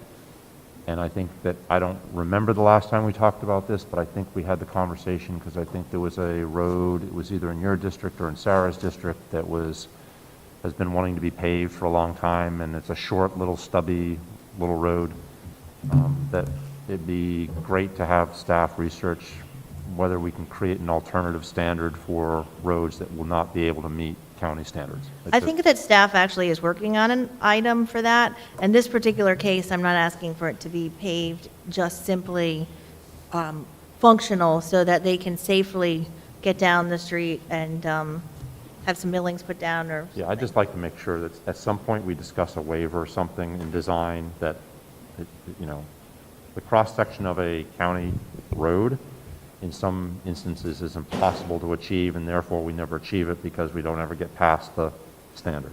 And it seems like we ought to be able to create something, because we have many other roads that will never meet that standard that are paved, that we even repave. They'll never meet that standard, and so we just sort of have this double standard.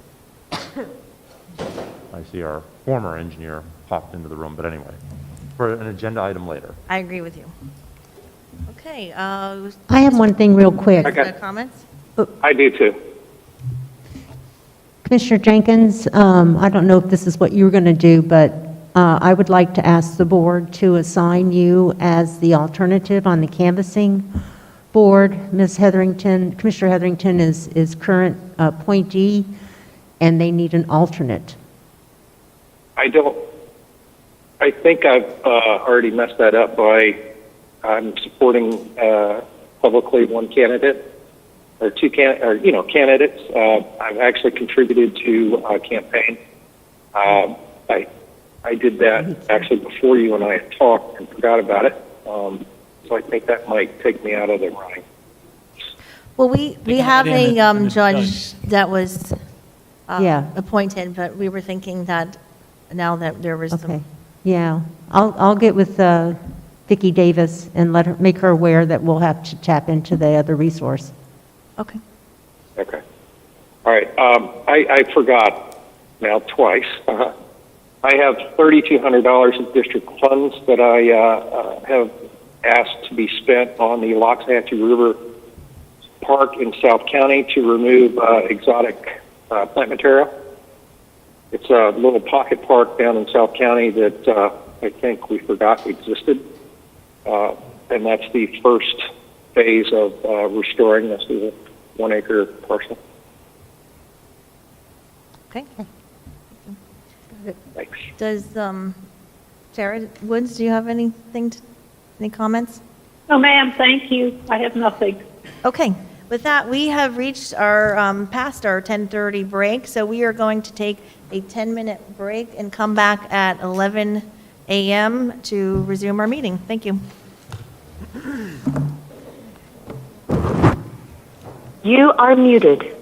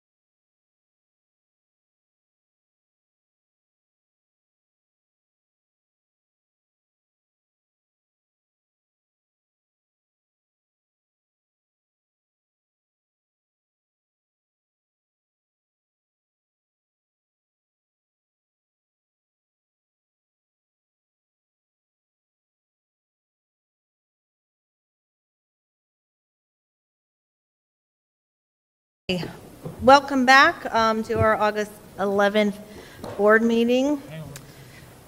We are going to now, we had a consent pool earlier by Commissioner Hurd. We're going to go ahead and take that consent pool now. Okay. You are unmuted. He's here now. Mr. Abate is here. He will answer questions. Well, my concern is that we're applying for a full liquor license at the Stewart Beach Cafe that's under construction. And I just question the wisdom.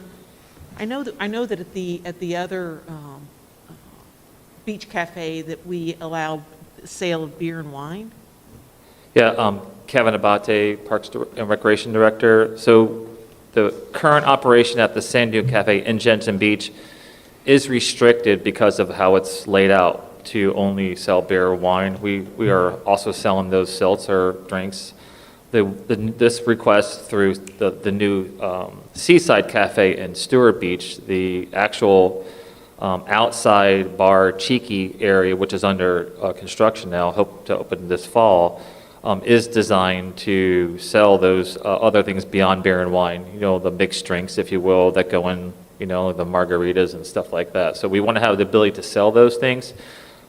This facility, to maybe ease your comfort, we don't intend to be a nighttime operation. You know, we're going to close when the sun goes down and open up for breakfast. It's kind of that environment, or it's a family-friendly environment. We fully expect, like at the Sand Dune Cafe, currently operating now, that you're going to have a drink with lunch or a late lunch. I am reconciled to beer and wine at these county-owned facilities, but I have concerns about being a full-service bar. I don't think that the county wants to be in that business. At least I don't want to be in that business. Currently, just for your information, the golf course currently has a golf course special license. They also have the ability to sell liquor, beer or wine. It's a special exemption license for our golf courses. The cafe at Stewart Beach, as I said earlier, is restricted to beer and wine. And this facility, because of its square foot size, has a special license that can allow us to do that. So I think that what we're requesting is to be able to sell everything, and then we'll come up with a program of what we will sell. We're not going to be this big full-scale bar, but we want to be able to sell things beyond beer and wine to have a better beach experience for those that like different types of drinks. I respectfully assert that the customers at the golf course are different than the customers that are going to be frequenting this beach cafe. I just think that maybe it's not wise to introduce the full liquor license at this location. We have enough difficulty dealing with these kinds of things at the sandbar, and this would just expand our headache, I think. Commissioner Camping? Thank you. Mr. Abate, are there levels of a liquor license? I understand what you're saying about just beer and wine, because the new thing is obviously White Claw and the rest of it. Is White Claw fit into the beer and wine side, or does that require you to have a more... The seltzers, drinks, I believe they fit into the beer and wine side. They're a relatively new beverage, but I believe we got the okay for that at the Sand Dune Cafe. But when you get into those prefab mixed drinks, like pre-made margaritas and those dispensers, Well, that was my next question those are for you. liquor. Many of us have been to resorts or hotels where you see they have that machine that sits on the counter. It's got a big trough with ice in it, and you can put like those pre-made mixes in it and do strawberry daiquiris or pina coladas. I agree with what Commissioner Hurd is saying, that maybe a full hard liquor bar at the beach might be extreme, but the concept, if you're trying to create an experience, I think that those strawberry daiquiri machines, I would be willing to do that. But to have where someone could have Jack and Coke at the beach might be going from beer and wine to full service bar. I agree with Commissioner Hurd's probably much, but I would, maybe if you wanted to, if we could give you your approval with the mandate that you need to come back and explain to us what products you'd be serving there, that we can approve that, because I'm not interested in, like I said, Jack and Coke, but I would like you to have the opportunity for a customer experience to have those other kind of one-down drinks that are more mixed than hard liquor. And we fully plan on coming up with a full menu, if you will, that will include everything we sell, and we'll have the price points for that, so we can, I'm just saying we can from bring the- that back. I apologize for interrupting. I'm just saying on all your other choices you can make on your own without coming to us, but the liquor side of that would take you from a beer and wine license to, you're saying there's nothing in between. You go beer and wine to a full license, correct? I'm seeing our attorney shaking their head. So I would be willing to go to that license with the prohibition of the hard liquors. Not necessary, I don't think, at a daytime beach, as my opinion. Is that a motion? I'm still waffling. I'm still not convinced. Okay, well, just to put it out there and move it along, I'll make a motion that we approve the request of staff with a limitation that your alcoholic beverage options be brought back to the board for approval of what level of choices we would want to give you. Second. Commissioner Smith, do you have a comment? You have Nope. a- That's it. Okay, we have a motion by Commissioner Campy and a second by Commissioner Smith. All those in favor, say aye. Aye. Aye. Thank you. I guess Opposed? I'm I too. Okay, so motion passes unanimously. Thank you. Okay, we're going to move on to public hearing number 1. Public hearing to consider adoption of the final assessment resolution for fiscal year 2021, solid waste assessment and certification of the special assessment roll to the tax collector, presented by Sam Amberson. Good morning, Madam Chair and Commissioners. For the record, Sam Amerson, Utilities and Solid Waste Director. As you stated, this is for the board to adopt the solid waste assessment for FY21.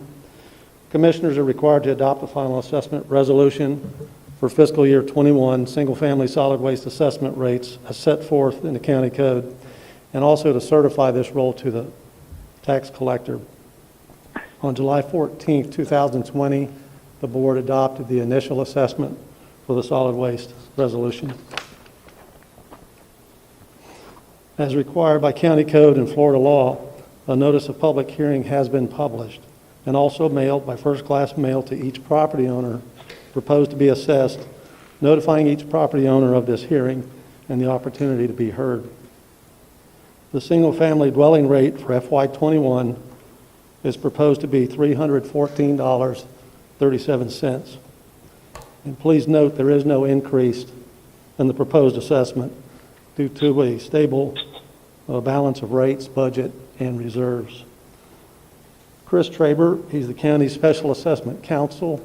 He's reviewed the resolution and the agenda summary, and he's confirmed that the form of each are proper. And with that, staff's recommendation would be 3 parts.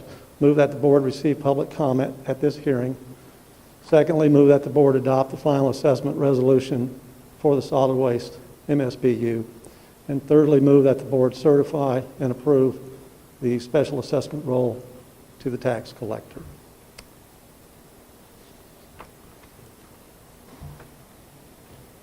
Commissioner Hurd? Is there any change in collection from the last contract? No, ma'am. Okay, thanks. Okay, ma'am. Just a clarification. Mr. Amerson, did you say that the number that you're asking for today is the exact same number that you've had in the past with no increase? It's the same as the current year. This year, it's the same rate, exactly. Okay. No increase. Commissioner Smith? So it's more a curiosity question than anything. So we are in current contractual negotiations moving forward, correct? Yes. I would very much like an update to understand exactly where we are and at what state we are with all that. Not here, for me, as a commissioner individually, and I don't know if the rest of you would all like that, but I haven't had a conversation probably in 6 months as to where we are in the current situation. So anyway, I'd just like to get that scheduled so that we can I be can all give up you a to brief update today or individually, whichever. No, not today, Sam. I just want to know where we are contractually, what direction we're moving in, because I'm not 100% sure I'm clear on that for the future. So this is fine today. It just gives me an opportunity to sort of raise the question, if you will. Okay, then, a motion? Anybody prepared So to make a moved. Motion? Motion by Commissioner Hurd, Yes, ma'am. Second. seconded by Commissioner Smith. All those in favor say aye. Aye. Aye. Opposed? Aye. Motion passes unanimously. No, Carol said, oh, I'm sorry. It was just delayed. Delay. There's like a 2-second delay. Okay. We have to do some hand signals.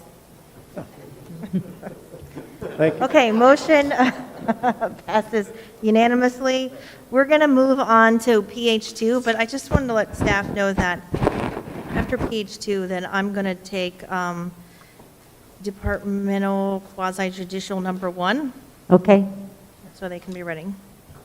So public hearing number 2, to consider adoption of ordinance amended section 3.201 LDRs, providing that after declaration of local state of emergency, temporary use of recreational vehicles for occupancy is authorized when a dwelling is uninhabitable.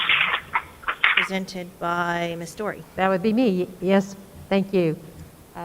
As you've indicated in your introduction, this is an ordinance that's designed to meet a need that was recognized in the emergency order 20-14 regarding the Hope Heights flooding.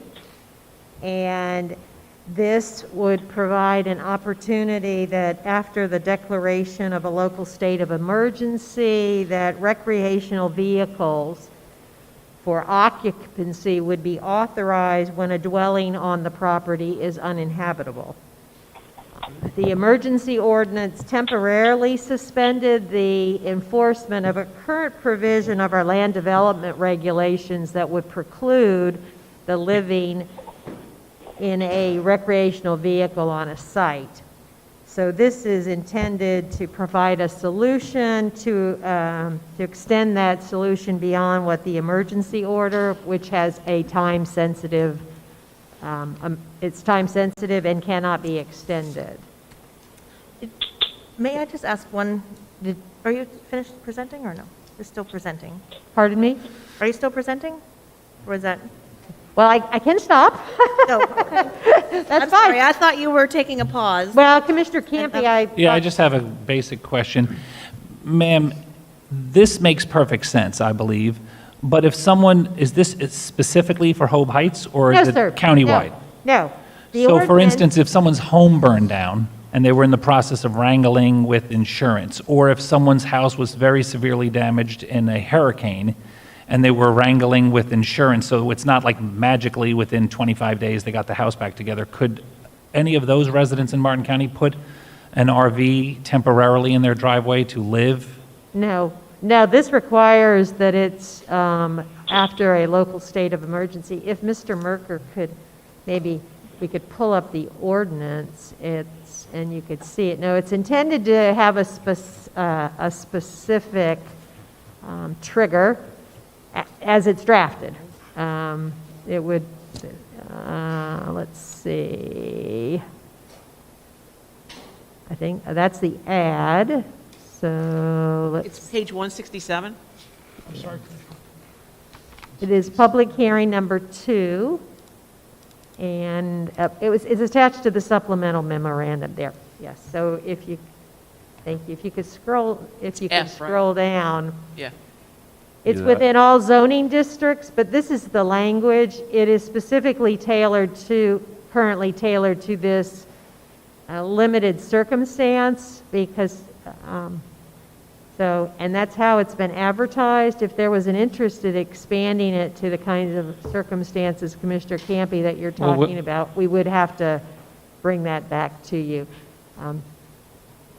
So, Well, anyway. I'm just wondering, sometimes if you have one of those supercells or a tornado that doesn't become a local state of emergency, then this wouldn't trigger. Correct. If someone's home burns down, obviously, it's not going to trigger. Correct. So I don't know if we necessarily want to, start this whole process over, but maybe in the future, if it works for someone who, for whatever the rationale is out of their home, then it works for whatever the reason is they're out of their home. As long as the other safeguards are in place, you don't just put an RV in the driveway and live in it for years. That's the dilemma. It's a balancing of interest, because certainly the expectation of others in a neighborhood is not that somebody. Right, but if you have a burnt out or a destroyed home, then you're already having that. I do know that sometimes keeping the family closer, or if the work is being handled by family members, the ability to be in the driveway versus renting another apartment. I like what you've done. I just think that, there could have been a little bit more of a broader approach because, like I said, if it works, it works. Well, Commissioner, one of the other things, certainly the enforcement, the prohibition against allowing this is in another section of the code, and certainly there can be a sensitivity to individual circumstances, and obviously code enforcement, that's how you would enforce it, could allow people some time if there were unusual special circumstances in addressing those kind of I things. thought this was an excellent idea to assist those specific people, so I would make a motion to accept staff's recommendation. Commissioner Second. Smith has a question, and I just wanted to know, there is a time limit of 12 months. Yes. So regardless of the declared emergency. And if you were to live in an HOA that does not allow this kind of thing, does this supersede that? No. Or No. so your HOA rules would still apply Yes, ma'am. Yes. to, Just like anything else, those would be subject to that. On the issue of the 12 months, so Ms. Elder and I worked on this together, and we discussed this with Mr. Massing.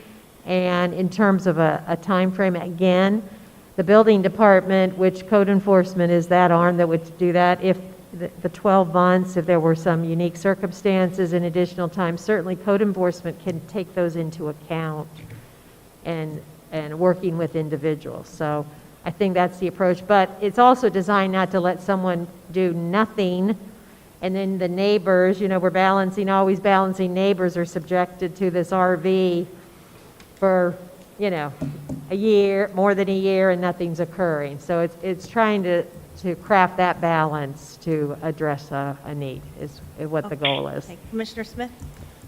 So to Ed's question, if we were to declare a local state of emergency after a tornado, this would be able to go in effect and apply to those homes that were affected by a tornado. Yes, sir. And we wouldn't have to come back, and we wouldn't have to make any alterations to it or to add any categories. It would cover that broad spectrum, but only under a declared state of emergency or local state of emergency or a regional or state of emergency. Yes, sir. That's the trigger. Okay, great. But it wouldn't cover a house fire. It would not cover an individual one. No, but if you were to have had what Port St. Lucie had 15, 18 years ago, where 30 homes burned down Yes. because there was a forest fire that burned down There homes, has to be a declared. that would have kicked in a state of emergency, and you would have been able to do that if that had been in place. Yes, anytime you declare a local state of emergency, this would be applicable. Yes, sir? Commissioner Did anybody Jenkins, second did that you yet, or no? have your hand up? I did. Yes. Commissioner Jenkins seconded it. Go ahead, Commissioner Jenkins. I think, No, I just seconded it, yeah. Okay. All right, we have a motion by Commissioner Campy. we need to ask for any public comment. Oh, is any public comment on this item? No, okay. We have a motion by Commissioner Campy, seconded by Commissioner Jenkins, and all those in favor, say aye. Aye. Opposed? Aye. Motion passes unanimously. Thank you. So the real reason why Harold is on Zoom is because if you notice the type of chair he has, Yeah, he's. it seems to be, recline. it seems to be way more comfortable than the ones we have. Nice job, Harold. Oh, last. We're not going to have that comfy chair today, though. I had to move inside because the lawnmower guy showed up. So anyway. Nice. Okay. We're going to move to Departmental Quasi-Judicial Number 1, request for revised master final site plan approval for the reserve at Jensen Beach. This is a quasi-judicial item. So does anyone have any ex parte? Commissioner Smith? If I do, they're filed. If any, they're filed. If any, yeah, it'd be filed. I don't have any, and that's been filed. Okay. If I have any, they've been filed. Okay. And has the applicant filed return receipts? None required. Not required. Okay. Are there any interveners? No, ma'am. Okay. Anyone providing sworn testimony, please stand. Raise your right hand, please. Do you swear or affirm that the evidence you are about to give will be the truth, the whole truth, and nothing but the truth? Okay. And Ms. Story, you're going to introduce this? No, this is Mr. Walden's item. Mr. Walden. Good morning. Peter Walden, Principal Planner with the Growth Management Department. I'd like to start by submitting the full agenda item along with a copy of my work history as Exhibit 1.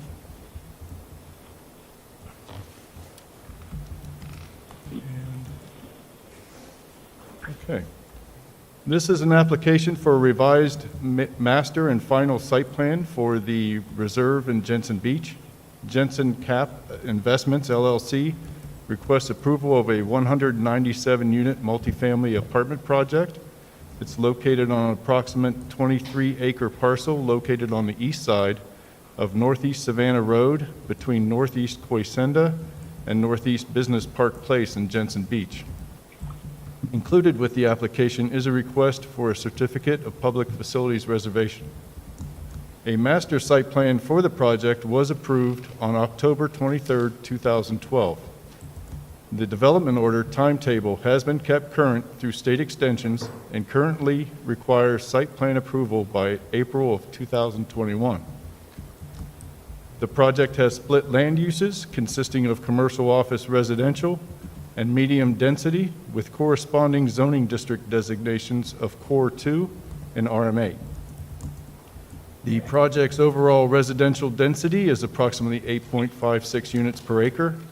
It's with 63% of the property as open space and 5.9 acres of preserved habitat. Let's see.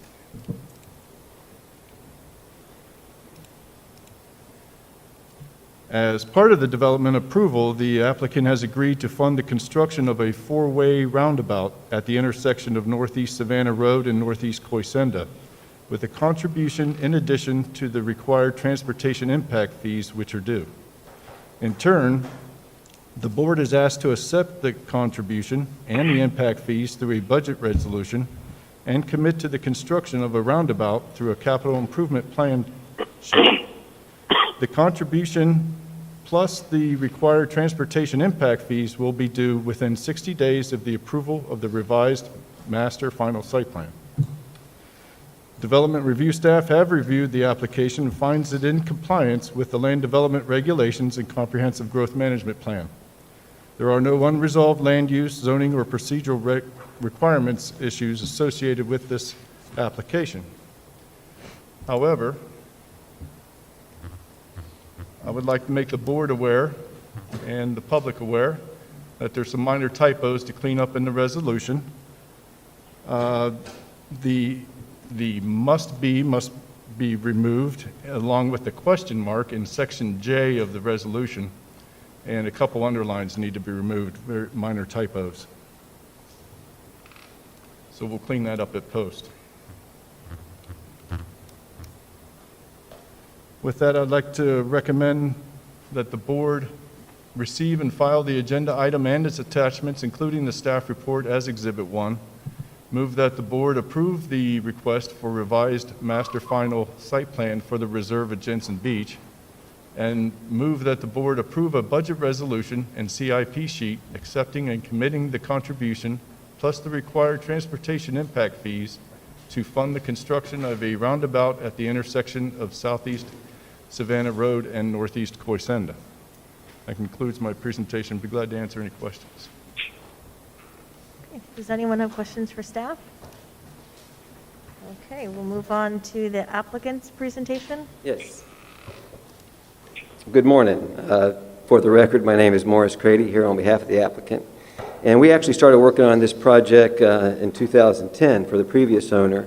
And we spent about 2 years going through the master plan approval process, meeting with the surrounding property owners in Tropical Acres, which is the mobile home park to the north, and also Pine Lake Gardens, which is the mobile home park to the south. And these are all also designated for 8 units per acre.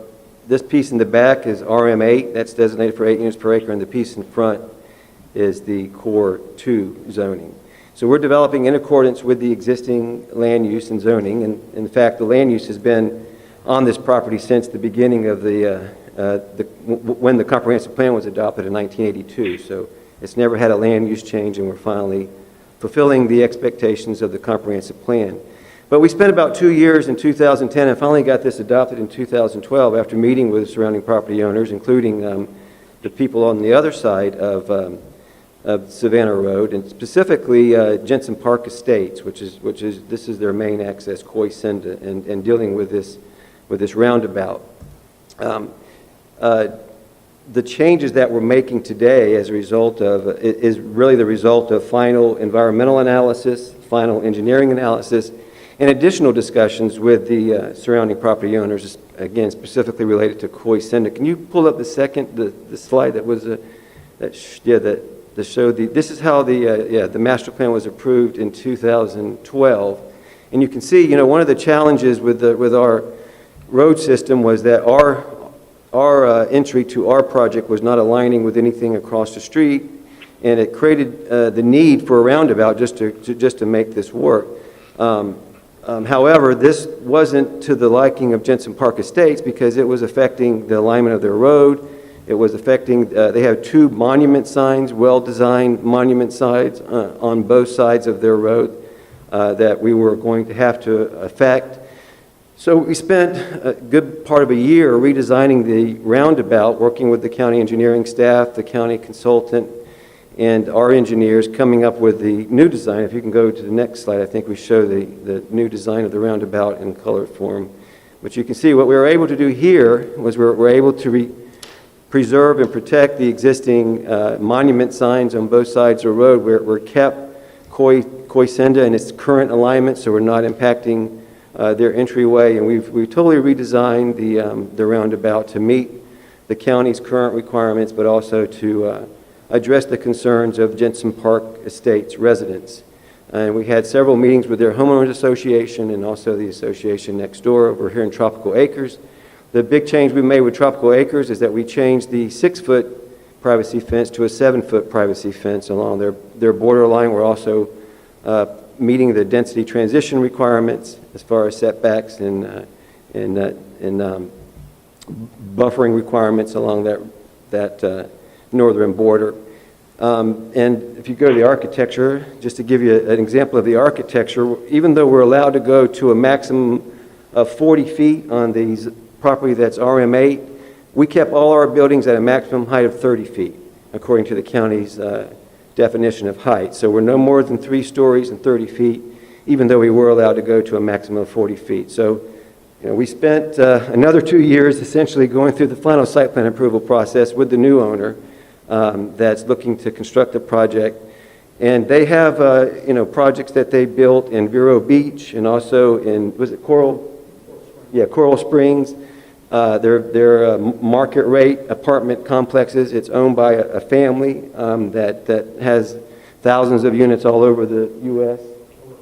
Over 5,000 units. So they're not looking to sell. They're going to be developing the property. There will be rental. It will be market rate. and they're looking to maintain it in the quality that all their projects have been maintained in. And with that, we're looking for the county's support, and I'll be glad to answer any questions. Does anybody have any questions for the applicant? No? To public comment, does anybody have any public comment on this item? No? Commissioner Smith? Yeah, seeing no public comment, I would move staff's recommendation with the clerical changes that were recommended for the underlines and the removal of a couple words. And just a quick comment, just thank you to the folks all involved in this. It was a labor of love getting this thing done. I guess that's one way to put it. But I think really, to all the adjacent neighborhoods, Morris and his team worked really, really hard to make sure that we reached out and communicated their wishes and achieved, hopefully, what they were all looking for. So thank you, Morris, very much. Thank you. Good. All right, we have a motion by Commissioner Smith and a second by Commissioner Campy.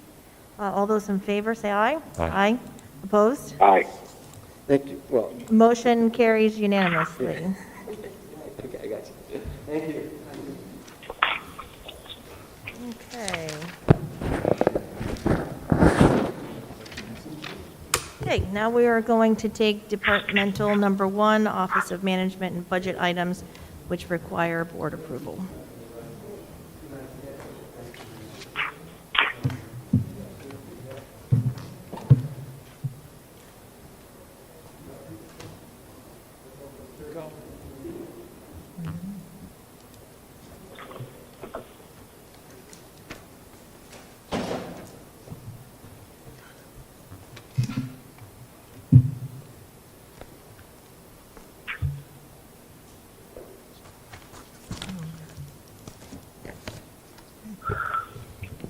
Good morning, Commissioners. Jennifer Manning, OMB Director.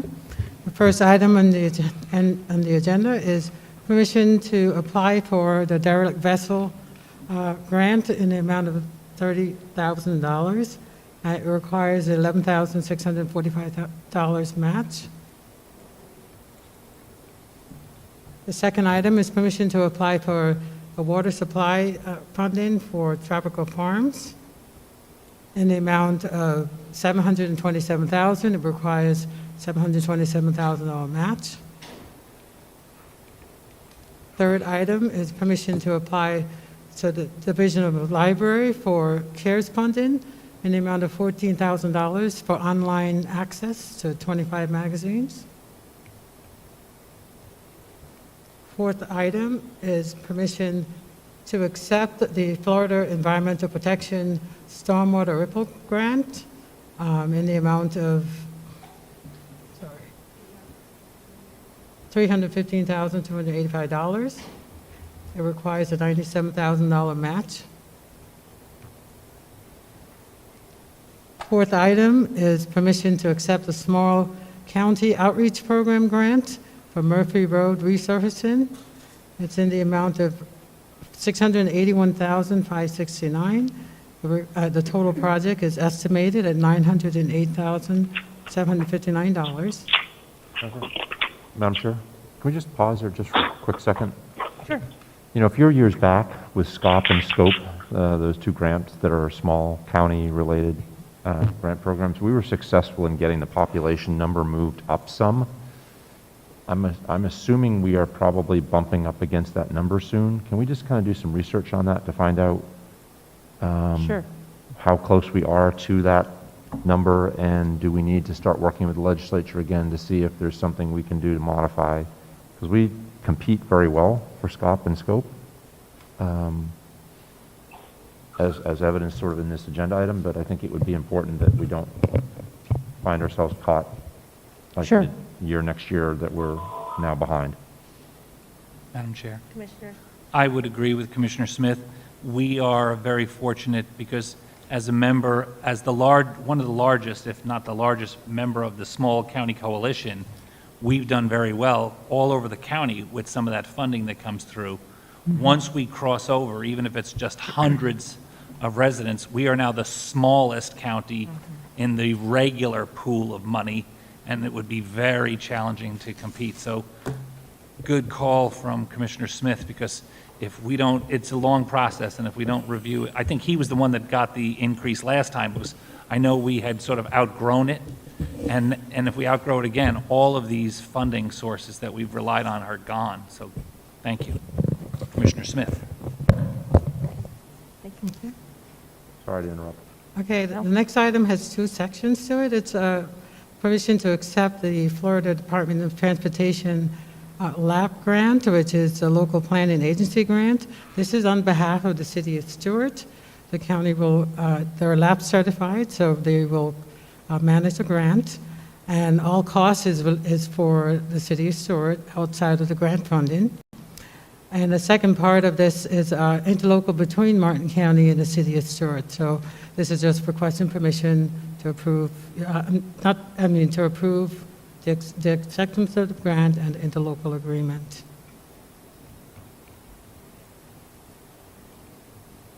The next item is permission to accept the State Housing Initiative Partnership Coronavirus Relief Funds in the amount of $572,301 to fund housing emergency assistance, eviction prevention, and rental assistance, as well as mortgage payments and buy downs.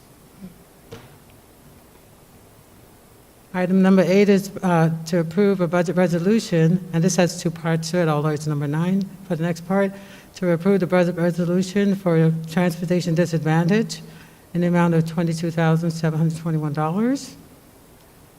Item number 9 is permission to accept the Senior Resource Association agreement between Martin County and Transportation Disadvantage grant match of 10%, which is the same amount of $21,640. Item number 10 is a request from our county attorney to allocate funds for the Hopetown Ranch Ltd. that has sued the county for inverse condemnation. They are requesting costs for fees and costs through summary judgment for $192,000, and fees and costs for summary judgment through the trial of $209,000, which totals they're anticipating approximately total of $402,000 in costs for this lawsuit.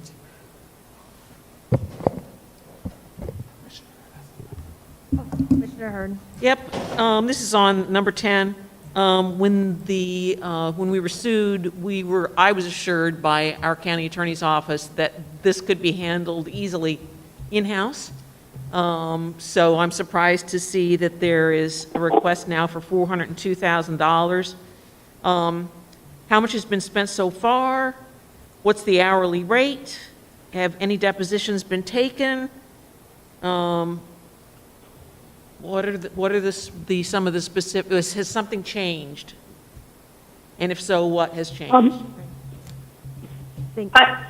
I'd like to answer that. I don't recall ever saying that we wouldn't use outside counsel. We had outside counsel advising us when this was coming forward, Commissioner Hurd, that was helping us.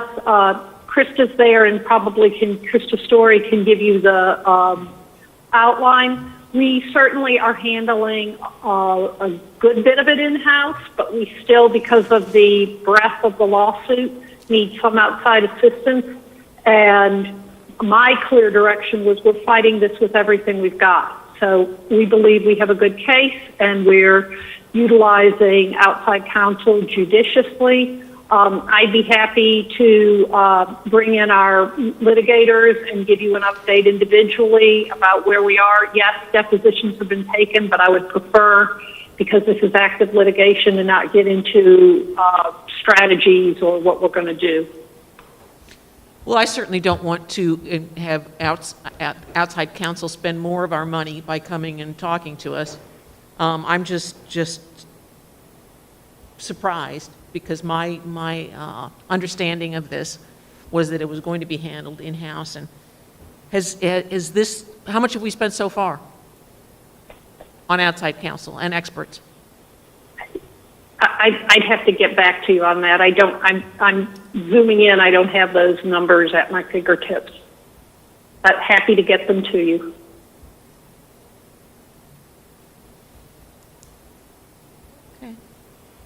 Commissioner Campy? Thank you very much, Ms. Woods, thank you. I know that on occasion, in previous lawsuits and things like that, every once in a while, we would get together in executive session to have just sort of an update, similar to when Commissioner Smith was talking about the negotiation with our solid waste. I think that, you know, those of you on the staff side that are involved in the day-to-day back and forth are very familiar with this, but the five of us, obviously, it's a lot of work to explain 5 times, but I would like to see possibly an executive session on the status of this. It's for some people won't even remember that we're in a lawsuit with this, and I know that it's multifaceted. There are certain things that are happening in Tallahassee and certain things that are happening with other municipalities, but from our perspective, I think maybe at an agenda where Ms. Krista and Ms. Woods feel it's appropriate, we could have just a brief executive session to be brought up to speed on how it's going. Thank you.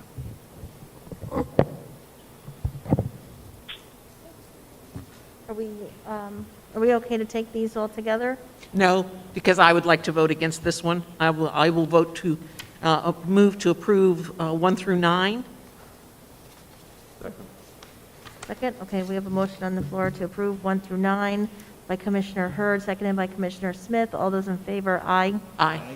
Opposed? Motion passes unanimously. And then we will take number 10 Motion to accept. separately. Motion by Commissioner Campy, seconded by Commissioner Smith. All those in favor, aye. Aye. Opposed? Opposed? Jenkins, Commissioner? He's asleep. Yes? Motion passes 4-1 with Commissioner Hurd dissenting. Okay, thank you. Thank you. We will now take Department number 2, contracts that meet the threshold for board approval.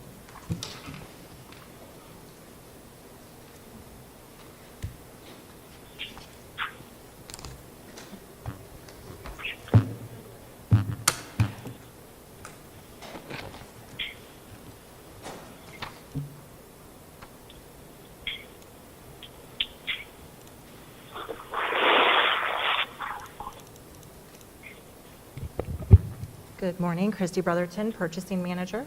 Up for consideration, we have... Christy. We can't hear you. Bring the What's mic that? a little closer. Speak up, sorry. Can you hear me now? Yes. Okay.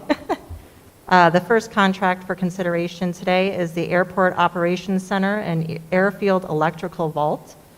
The base bid project is for the construction of the Airport Operations Center and Airfield Electrical Vault. And then bid alternate 1 is for the relocation and refurbishment of the airport beacon. This project is partially funded with State of Florida Department of Transportation grant funds, and the 20% match is funded with the Airport Enterprise Funds. Staff is recommending award to Siska Construction in the amount of $3,330,000 for the base bid and bid alternate number 1. Bid alternate number 2 will not be awarded. And we request that the board authorize the county administrator or designee to execute any and all documents related to this request. Commissioner Hurd? Yes. What's happening to the existing operations center?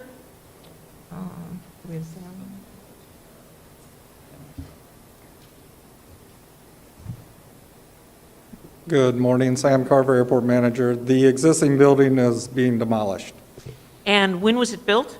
approximately 21 years ago. And that seems young to me. So why are we demolishing a building that we spent a lot of money for 21 years ago?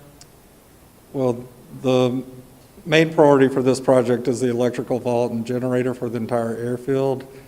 And this building will be Category 5 resistance, which the existing building is not. Okay, well, the existing operations center does not need to be a Category 5. None of our other buildings are. So, Our public safety is. Commissioner Hurd, the reason, I was George Stoke, Assistant County Administrator. I was airport manager when this project started. There are a couple of issues with the building. The number one is that that building houses security-sensitive information and equipment, as well as the electrical vault for the airport. The airport being a critical facility to reopen after a hurricane, the vault and the generator for that vault no longer meets the safety standards of the airport or the FAA and FDOT, which is why you have a more expensive price tag for this building. We've raised the building. The new building will be raised to meet flood zone requirements, and we have been building it to a Cat 5 level because the equipment that's in the building is necessary to make sure that the electrical comes back on for the airport for recovery and relief efforts after a storm. So that's why it's being built to the Cat 5 level. It also is able to act as a backup EOC in case our county EOC is compromised, as well as a backup data center for the county. So this is an electrical vault only for the airport? Yes, this is an electrical vault and operations center for the airport. My misunderstanding of this project was that this is going to be an electrical vault for county, not just the airport. So I'm surprised and unhappy to hear that. What's alternative one? That is the rotating beacon. It's going to be refurbished and moved to a slightly different location. What portion of this $3,330,000 is electrical vault, and which portion is operations center? I'm not sure I have those exact numbers. It's all one project, Commissioner. What's the size of the existing operations center? It's less than 5,000 square feet. It's way less than 5,000 square feet, isn't it? Probably So this new one is 8,600 square feet. That's correct. The staff of the airport has increased, the vault has the necessary to increase. You have a meeting room downstairs, so that the building was designed to meet the current and slightly future needs of the airport. So is this new building going to be on the same site as the existing one? Yes. Yes. Okay.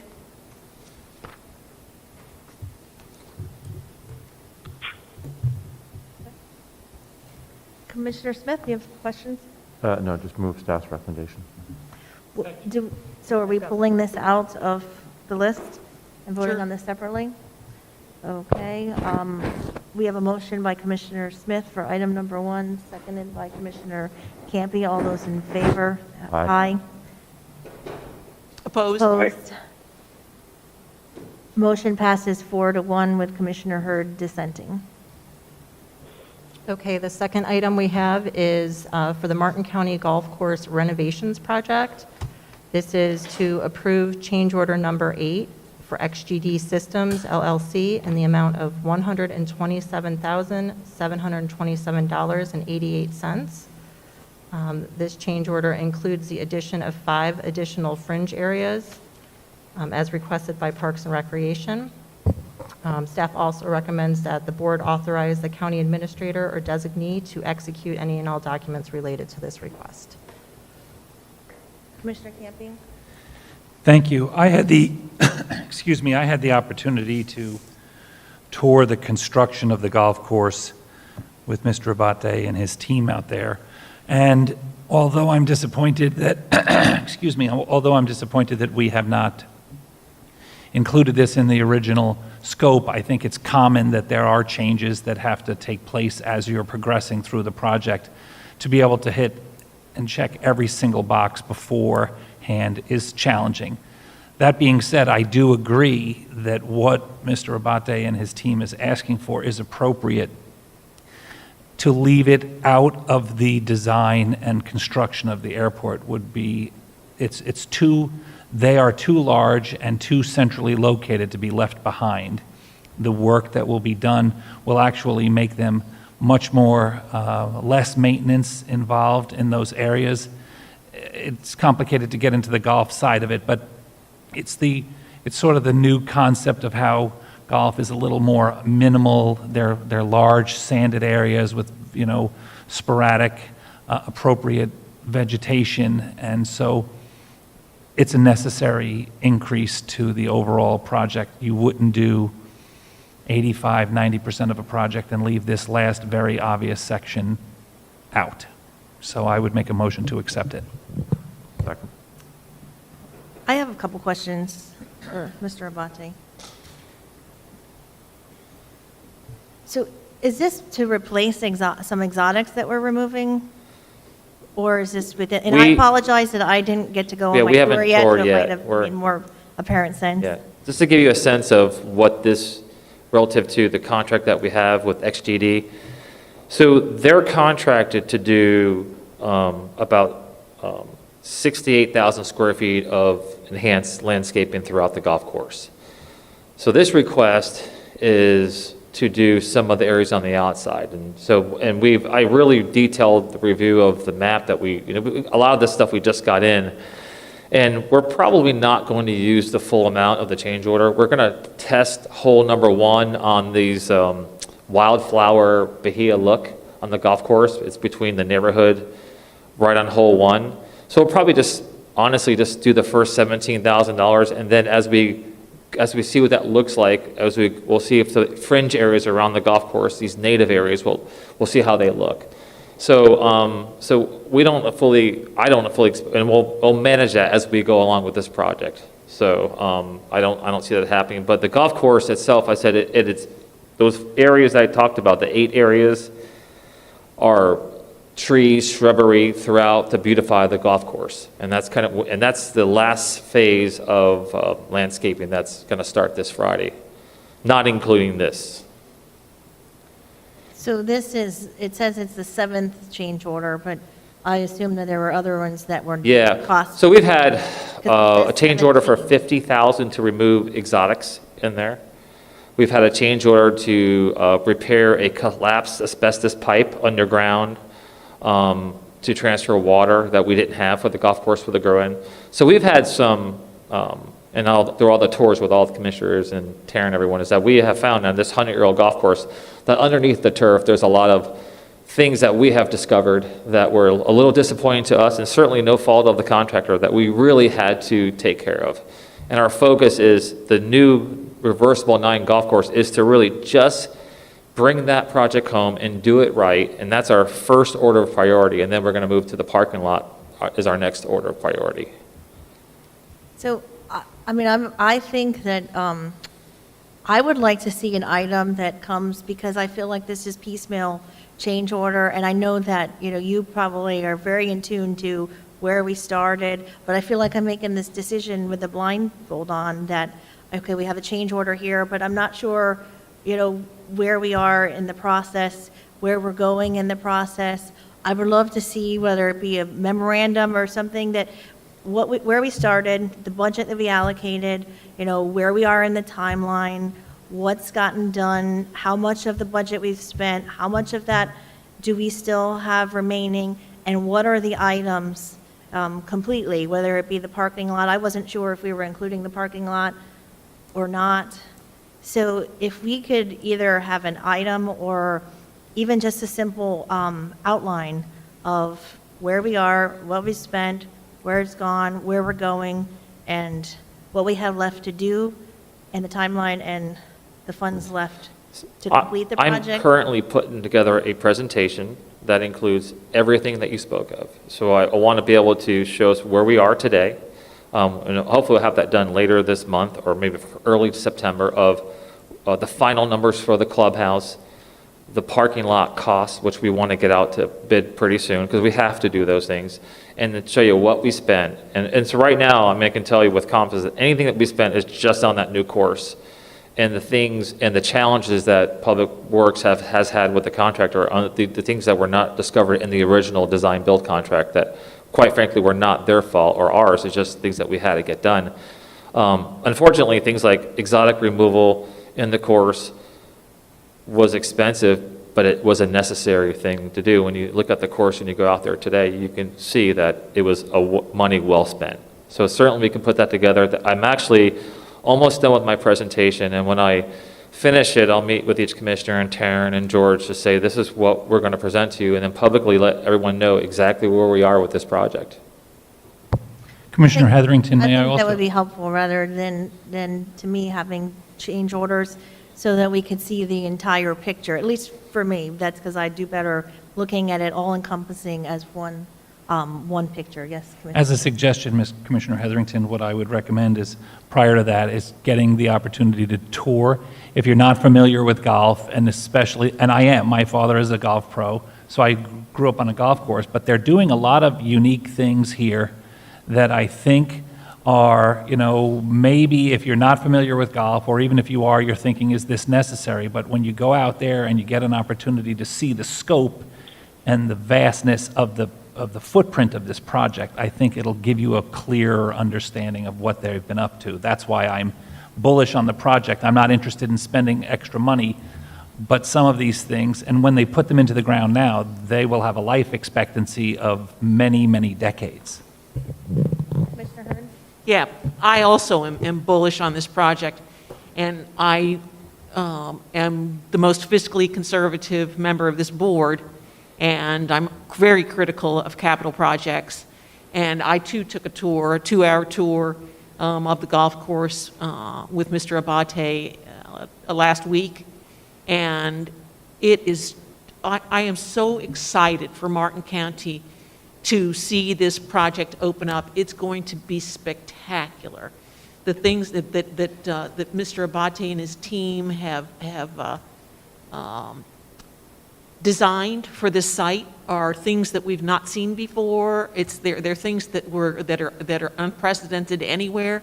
It's really, really a great project, and Mr. Abate is arguably the best salesman in Martin County, and I'm sold. I gotta go. I love the project. I absolutely love it, and I have great expectations and hopes and confidence that it's going to be a capital facility that we're going to be very, very proud of. You have to you have to consider that this golf course is 100 years old. Early 1900s. So this is not a dress rehearsal. We're not going to do this in increments. This is our opportunity to do it right, and I think we need to do it right now. Very nice. I agree with you. I think it's a wonderful project. I would like to see it all laid out in one, as far as where we are, where we are now, and where we're going. What's the timeline, and what are the funds that we have left? I don't think that we should be seeing so many, of course, we're going to have change orders, but I think we need to put it on paper. So I'm going to support the change order, but I would like to know overall the project, where we are and where we're going, and how we're getting there. Commissioner Jenkins, I can't see you. I don't know if you have any comments. I completely agree with your statement and plan to support this, but I do want to have a roadmap of where we're going, how we're getting there, with a realistic timeline, considering the funding availability and uncertainty in the future. Okay. I apologize, I forgot who made the motion. Commissioner Smith? Commissioner Smith? Commissioner Camp, motion made by Commissioner Campy, seconded by Commissioner Smith. Oh, are we going to take this one out? I assume, because you have more to do. All those in favor, say aye. Aye. Opposed? Aye. Thank you. Motion carries unanimously. That was it. Go ahead. That was all. Yep, that was it. One. Thank you. Okay. Moving right along. Yes, we can. Okay, the next item is Departmental number 4, request adoption of Martin County Library System Long-Range Services Plan. Good afternoon, Commissioners. Jen Salas, Library Director. We are completing our current long-range services plan, and we need to have this one approved, our new plan, to be able to move forward with applying for our state library aid grant funds. It is required for being able to do that. So our current plan that we have in place had a focus on the teenage population as well as the workforce population. We feel like we've learned quite a bit about those two age groups and have had some success with partnering with other organizations to help with our services. So our new plan is going to have a focus on the aging population. There may be some tweaks made given the current situation of the virus and how we move forward with that, but we still want to make sure that we are encompassing the broader age group of our population in Martin County. So staff requests to be able to adopt the new long-range services plan. Great, thank you. Ms. Alice, thank you. I believe that our library system is probably one of the highlights of Martin County. I think the hundreds of thousands of people that use it each year would agree. I would also put it up against any library system in the state. So if you feel that this is an appropriate next step for you to continue your great work, I would make a motion to accept your request. Second. Great. We have a motion by Commissioner Campy, seconded by Commissioner Smith. All those in favor? Aye. Opposed? Aye. Motion carries unanimously. Thank you. Thank you. Okay, we're moving on to Departmental number 5, update on the status of the fairgrounds. Yes, Commissioners, I can start that. At the last meeting, the board asked that Ms. Woods particularly and the legal staff get together with the representatives of the fairgrounds so that we could ensure that any of their needs that had to be met or any information they were asking or et cetera could be provided to the board as an update at this meeting. So I know Ms. Woods is on. I don't know, you're the one that actually spoke with Mr. McCarthy and Mr. Spicer. Yes, Commissioners, I just want to let you know that the day of the meeting and then again the next day, I personally reached out to both the Fair Association's legal counsel as well as to Mr. Spicer. I offered, tried to open a dialogue about what exactly they were needing. Mr. McCarthy was not aware of anything. I offered to meet, put staff at the disposal.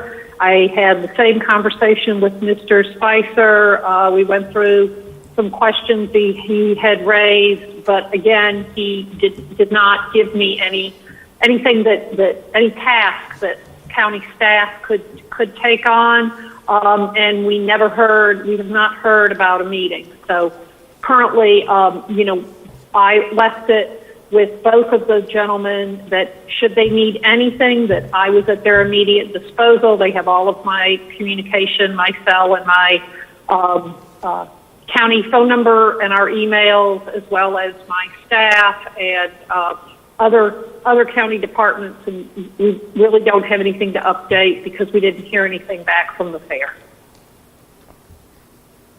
Commissioner Campy, do you have something to add? Yes, please. I had requested this item, actually, and I wanted to just say that I did have an opportunity to speak to Ms. Woods and the representatives of the fair, and I agree with what she just said. I think that there was, especially when everybody was in the room, our complete legal team and their individuals, sometimes things are lost in translation when everyone is separate. And so I appreciate the efforts of our staff to get with them and to really drill down on any potential issues, and I think we've gotten past those. There should be no more of the, we're not doing this and we're not doing that. So I appreciate your efforts, Ms. Woods, and your team. The ultimate goal for all of us is the same, is to create a successful, fair program out in western Martin County and Indiantown, and I think we're on our way.